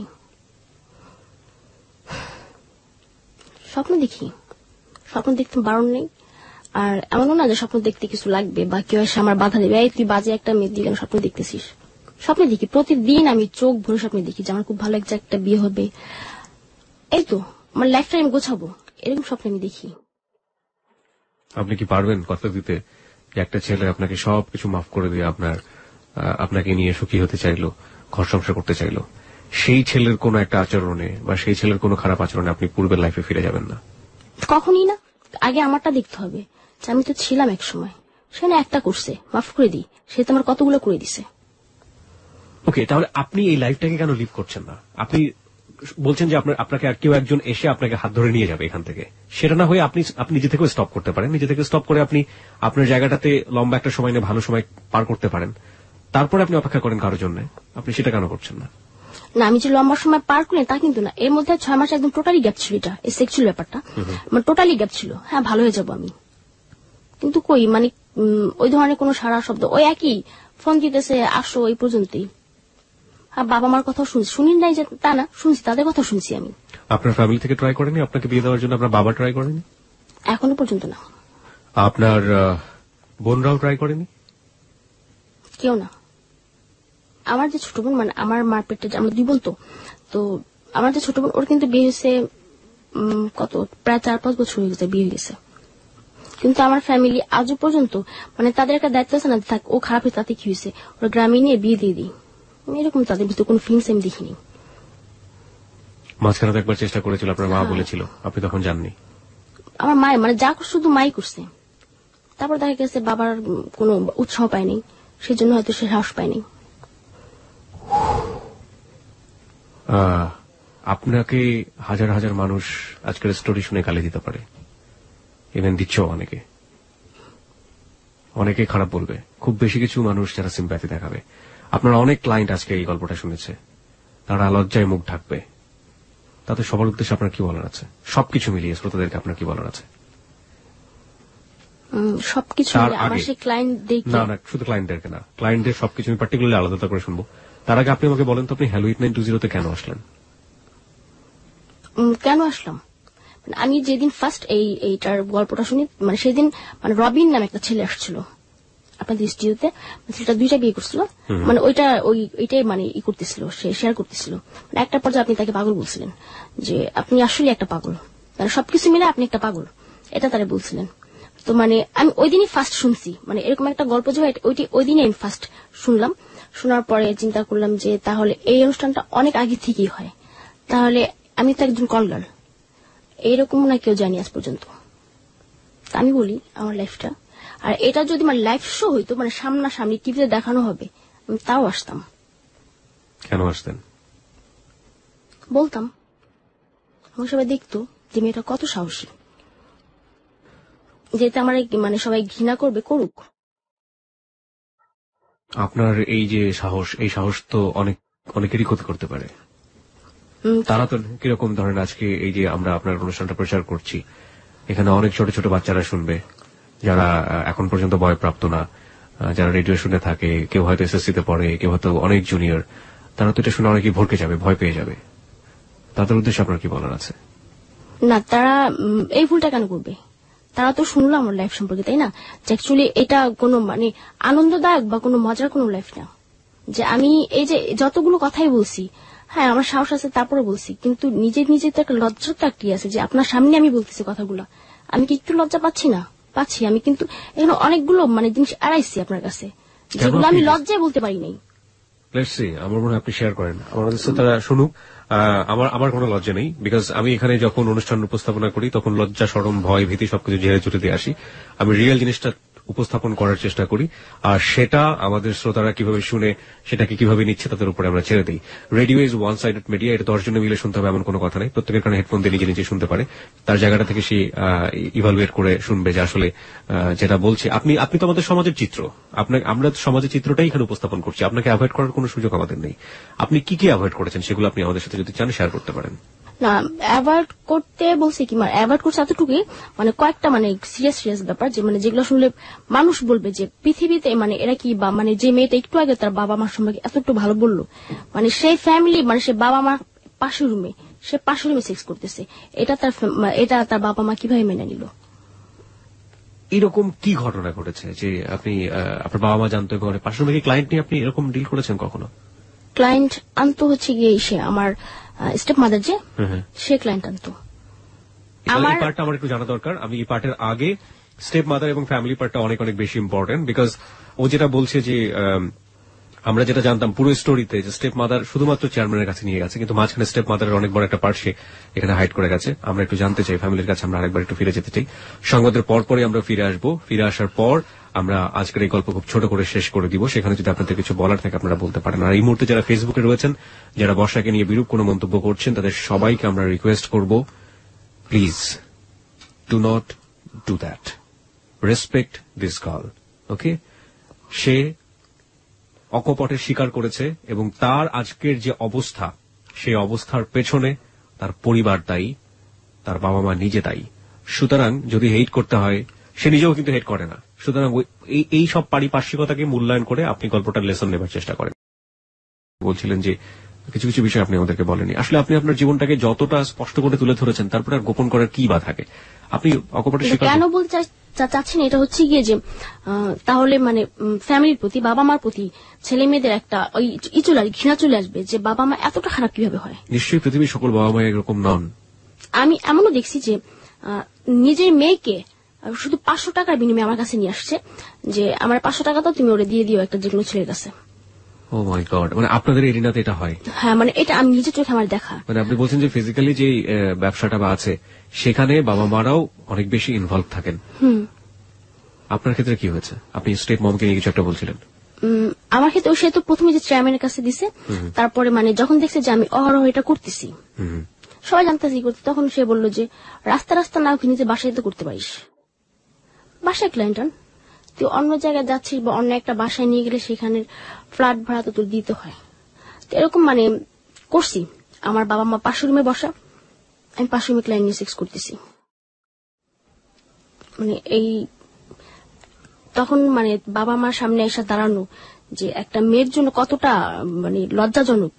আর আমি যখন এই লাইফটাতে জড়ায় পড়ছি, মানে সেই থেকে আজও পর্যন্ত আমার বাবার সাথে, যদি আমার মাকে কখনো ফোন দিছি, বাবা যদিও রিসিভ করছে, মা কই, মার কাছে দাও, এ পর্যন্তই। আজকে মানে আমার মা মারা যাওয়ার পরে বাবা ফোন দিছে আমাকে ঢাকাতে আসার পর, কিন্তু আমি ফোন রিসিভ করিনি। কিন্তু আজকে সে কয়েকবার ফোন দেওয়ার পর আমি ফোনটা রিসিভ করছি। রিসিভ করার পর বলতেছে তোর ফোন দিলে ফোন রিসিভ করিস না কেন? বললাম যে এমনি একটু ব্যস্ত থাকি তো এই জন্য। তখন আজকে আমার বাবা বললো আমাকে যে ভালো হয়ে যা, যে আগে তো তোর একজন ছিল তোর গাইড, তোর খারাপ জানলো, তারপর তোরে বলছে যত খারাপই করছিস, তারপরে তোর একটাই দিছে, এখন কিন্তু বলার মতো তোর কাছে তোর আর কেউ নেই। আমি আমি আছি না থাকার মতোই, যে একটা মা যতটা দেখে রাখতো বা দেখে রাখছে তোরে, আমি পারবো না। এখনো সময় আছে, চেঞ্জ হয়ে যা তুই। আচ্ছা, এবার বলেন যে আপনার হ্যালো 8920 যারা শ্রোতা রয়েছে এই মুহূর্তে, তাদেরকে আপনার কি বলার আছে? আপনি আপনার জায়গা থেকে যে কোনো কিছু বলতে পারেন। অ্যাকচুয়ালি মানে অনেকে ভাবতে পারে যে হয়তো আমি এই লাইফটাতে খুব সুখে আছি বা হ্যাপি, এনজয় করতেছি। অ্যাকচুয়ালি না, আমি মোটেও হ্যাপি না। আমারও মিশতে ইচ্ছা করে সবার সাথে, মানে আমার ফ্যামিলি 8-10টা আরো যে আমার বোন আছে এদের সাথে মিশতে ইচ্ছা করে, কিন্তু শুধু একটা কারণে আমি মিশি না, যে হয়তো ওরা জানবে বা দেখা গেছে যে আমার সংস্পর্শে এসে সেও নষ্ট হতে পারে, তখন আজীবন আমারই দায়ী করবে। আমার ইচ্ছে করে 8-10 টাইমের মতো চলতে, 8-10 টাইমের মতো সংসার করতে। পরে যেগুলো করছি, হ্যাঁ প্রথমগুলো আমার ফ্যামিলির ভুল, কিন্তু পরে নিজেই আমি ভুল করছি। মানে এই ভুলটা যদি কেউ না করে, যে ফ্যামিলি যদি কোনো ভুল করেই থাকে এটা শুধরানোর পরে সে যাতে কোনো ভুল না করে, যে পরে যেগুলো করছি আমি ইচ্ছা করি সেটা তো অবশ্যই আমার ভুল, এটা যাতে কেউ না করে। আপনি তো চাইলে এখনো শুধরাতে পারেন। পারি। তো কেন আপনি করছেন না? কেন করছি না? আমি যদি এটা এখন বন্ধ করে দিই, আমি এখন আজকে আমার যে আমার সৎবোন আছে এর বাসায়, আর ও এমন একটা পার্সন যে ওর বাসাতে আমার একবেলা খাইতে হইলে সেখানে টাকাটা দিতে হবে। আর এটা আমি এখন বন্ধ করে দিলে আমি সে টাকাটা কোথায় পাবো? কে দিবে টাকাটা আমাকে? যারা আমার সাথে সেক্স করছে তারা কিন্তু 100 টাকা আমাকে এমনি দিবে না, সেক্সের বিনিময়ে তারপর আমাকে টাকাটা দেবে তারা। তো এই টাকাটা কে দিবে? আপনি দিবেন? আরেকজন দেবে না। যদিও আমি ভালো হইতে চাই, আমার আশেপাশে যে লোকগুলো তারাই আমাকে হতে দিবে না। Okay, where there is a will there is a way. ইচ্ছা থাকলে নিশ্চয়ই উপায় হয়। আপনি 4 বছর ধরে একটা জায়গায় থেমে আছেন। আমার জায়গা থেকে আমি একটা জিনিস বুঝতে পারছি, আপনি একেবারে রাতারাতি চেঞ্জ হয়ে যাবেন সেটা সম্ভব না। আপনার ভালো হওয়ার ইচ্ছা মনের মধ্যে আছে, সেটাই হচ্ছে আপনার জীবনী শক্তি। আমি আপনাকে মোটেও উপদেশ দিচ্ছি না, বন্ধু হিসেবে আমার কাছে যেটা মনে হয়েছে আমি সেটা বলার চেষ্টা করছি। আপনি একবারে ভালো না হন, আপনি যে টাকাটা এখন রোজগার করছেন, আমি বলছি না যে আপনি রাতারাতি চেঞ্জ হয়ে যাবেন। যদি একজন মানুষ এসে আপনাকে, একজন সত্যি সত্যি একজন ভালো মানুষ এসে যদি আজকে হ্যালো 8920 কোন শ্রোতা যদি এসে আপনাকে কোনো হেল্প করতে চায় এবং সে যদি তার মোটো নিয়ে যদি ভালো জায়গাটা থেকে হেল্প করতে চায়, সেটা অন্য একটা ব্যাপার। বা আপনার প্রতিবেশী যদি একটা ভালো জায়গা থেকে আজকে রাতারাতি আপনার একটা পরিবর্তন দেখাতে চায়, সেটা অন্য একটা ব্যাপার। কিন্তু আমি যদি আপনার জায়গাটাই ধরি, আপনি যে টাকা আজকে এখন রোজগার করছেন 50,000 is a big amount of money. এখান থেকে কিছু কিছু জমিয়ে কিছু কিছু কাজ করে বা কিছু কিছু যেটাই হোক, যেটা আপনি অন্তত আপনার এই যে নোংরা জীবন সেটাকে স্টপ করে দিয়ে আপনি হাতের কাজ করে হোক, একটা চাকরি করে হোক, এবং সেটার জন্য যেই এখন থেকে যে প্রস্তুতিটা নেওয়া, লেখাপড়া করা বা এটা কিছু করা, এই টাকার থেকে কিছু টাকা বাঁচিয়ে, সেটা তো আপনি করতে পারতেন লম্বা সময় ধরে করতে পারতেন। এটা ঠিক আছে, মানে আমি এখন মানে যেটা ভাবছি রিসেন্টলি, মানে কয়েকদিন আগে এটা ভাবছি আমি, যে আমি যে মানে যে টাকাটা আমি পাচ্ছি, মানে সে টাকা যদি আমি ভালো কিছু একটা করতে পারি বা এটা দিয়ে একটা জমায় আমি অনেক কিছু তো করতে পারি, একটা ব্যবসা করতে পারি বা কিছু একটা করতে পারি। তো মানে সেই দিন এটা আমি চিন্তা করছি যে এখন যেটা হবে আমার সামনে, মানে যে টাকাগুলো আসবে আমার হাতে, সেটা দিয়ে আমি মানে একটা মানে ফেব্রিক্স বা হাতের কোনো কাজ শিখবো, সেটা দিয়ে আমি পরে মানে একা একা চলতে পারবো। মানে এই লাইনটাতে মানে টোটালি মানে চলে আসা। আর এই যারা আমাকে চেনে, মানে যে এলাকাটা আমাকে বেশি চেনে, মানে এই সাইডটা থেকে দূরে কোথাও চলে যাওয়া, যেখানে বর্ষাকে সবার নতুন ভাবে জানবে।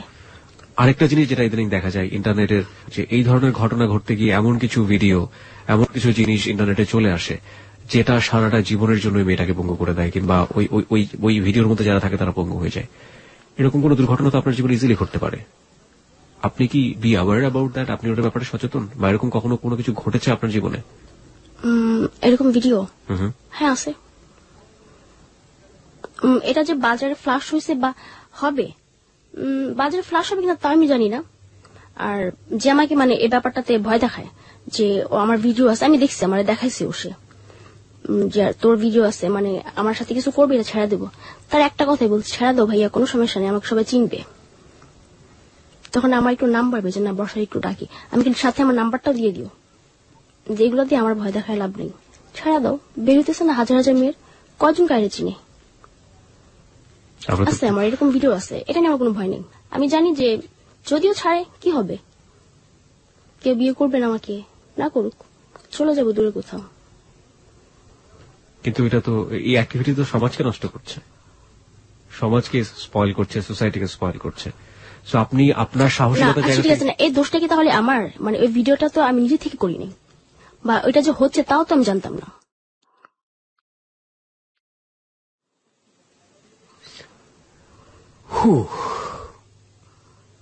আমার কাছে কিন্তু যে ভিডিওটা করছে এর কি হবে? আচ্ছা, আপনার একটু লেভেলটা বুঝতে চাই। আপনি এই যে এই জগৎটাতে আপনি আছেন অনেকদিন ধরে, কোন ধরনের, আপনি হাই সোসাইটির কথা বারবার বলছিলেন, কোন ধরনের মানুষ পর্যন্ত আপনি রিচ করতে পেরেছেন, যদি হাই সোসাইটির একেবারে আপার লেভেল পর্যন্ত বলেন? মন্ত্রী বলতে গেছি, নাম বলতে চাচ্ছি না, ওই পর্যন্ত গেছি। মন্ত্রী পর্যন্ত গেছেন আপনি? মানে মন্ত্রীরাও? ওকে ওকে। আপনি আমার থেকে যেভাবে দেখাচ্ছেন মনে হচ্ছে আপনি এমন হচ্ছে কিবরিয়া তুমি কিছুই জানো না। ইনফ্যাক্ট আমি কিছু জানি না এসব ব্যাপারে। এটা অবশ্যই যে কিছুই জানেন না, কারণ আপনি বর্ষা না, বর্ষা আমি। ওকে। আপনি হচ্ছেন কিবরিয়া, তো আপনি কিভাবে জানবেন কারা যাচ্ছে এটার মধ্যে?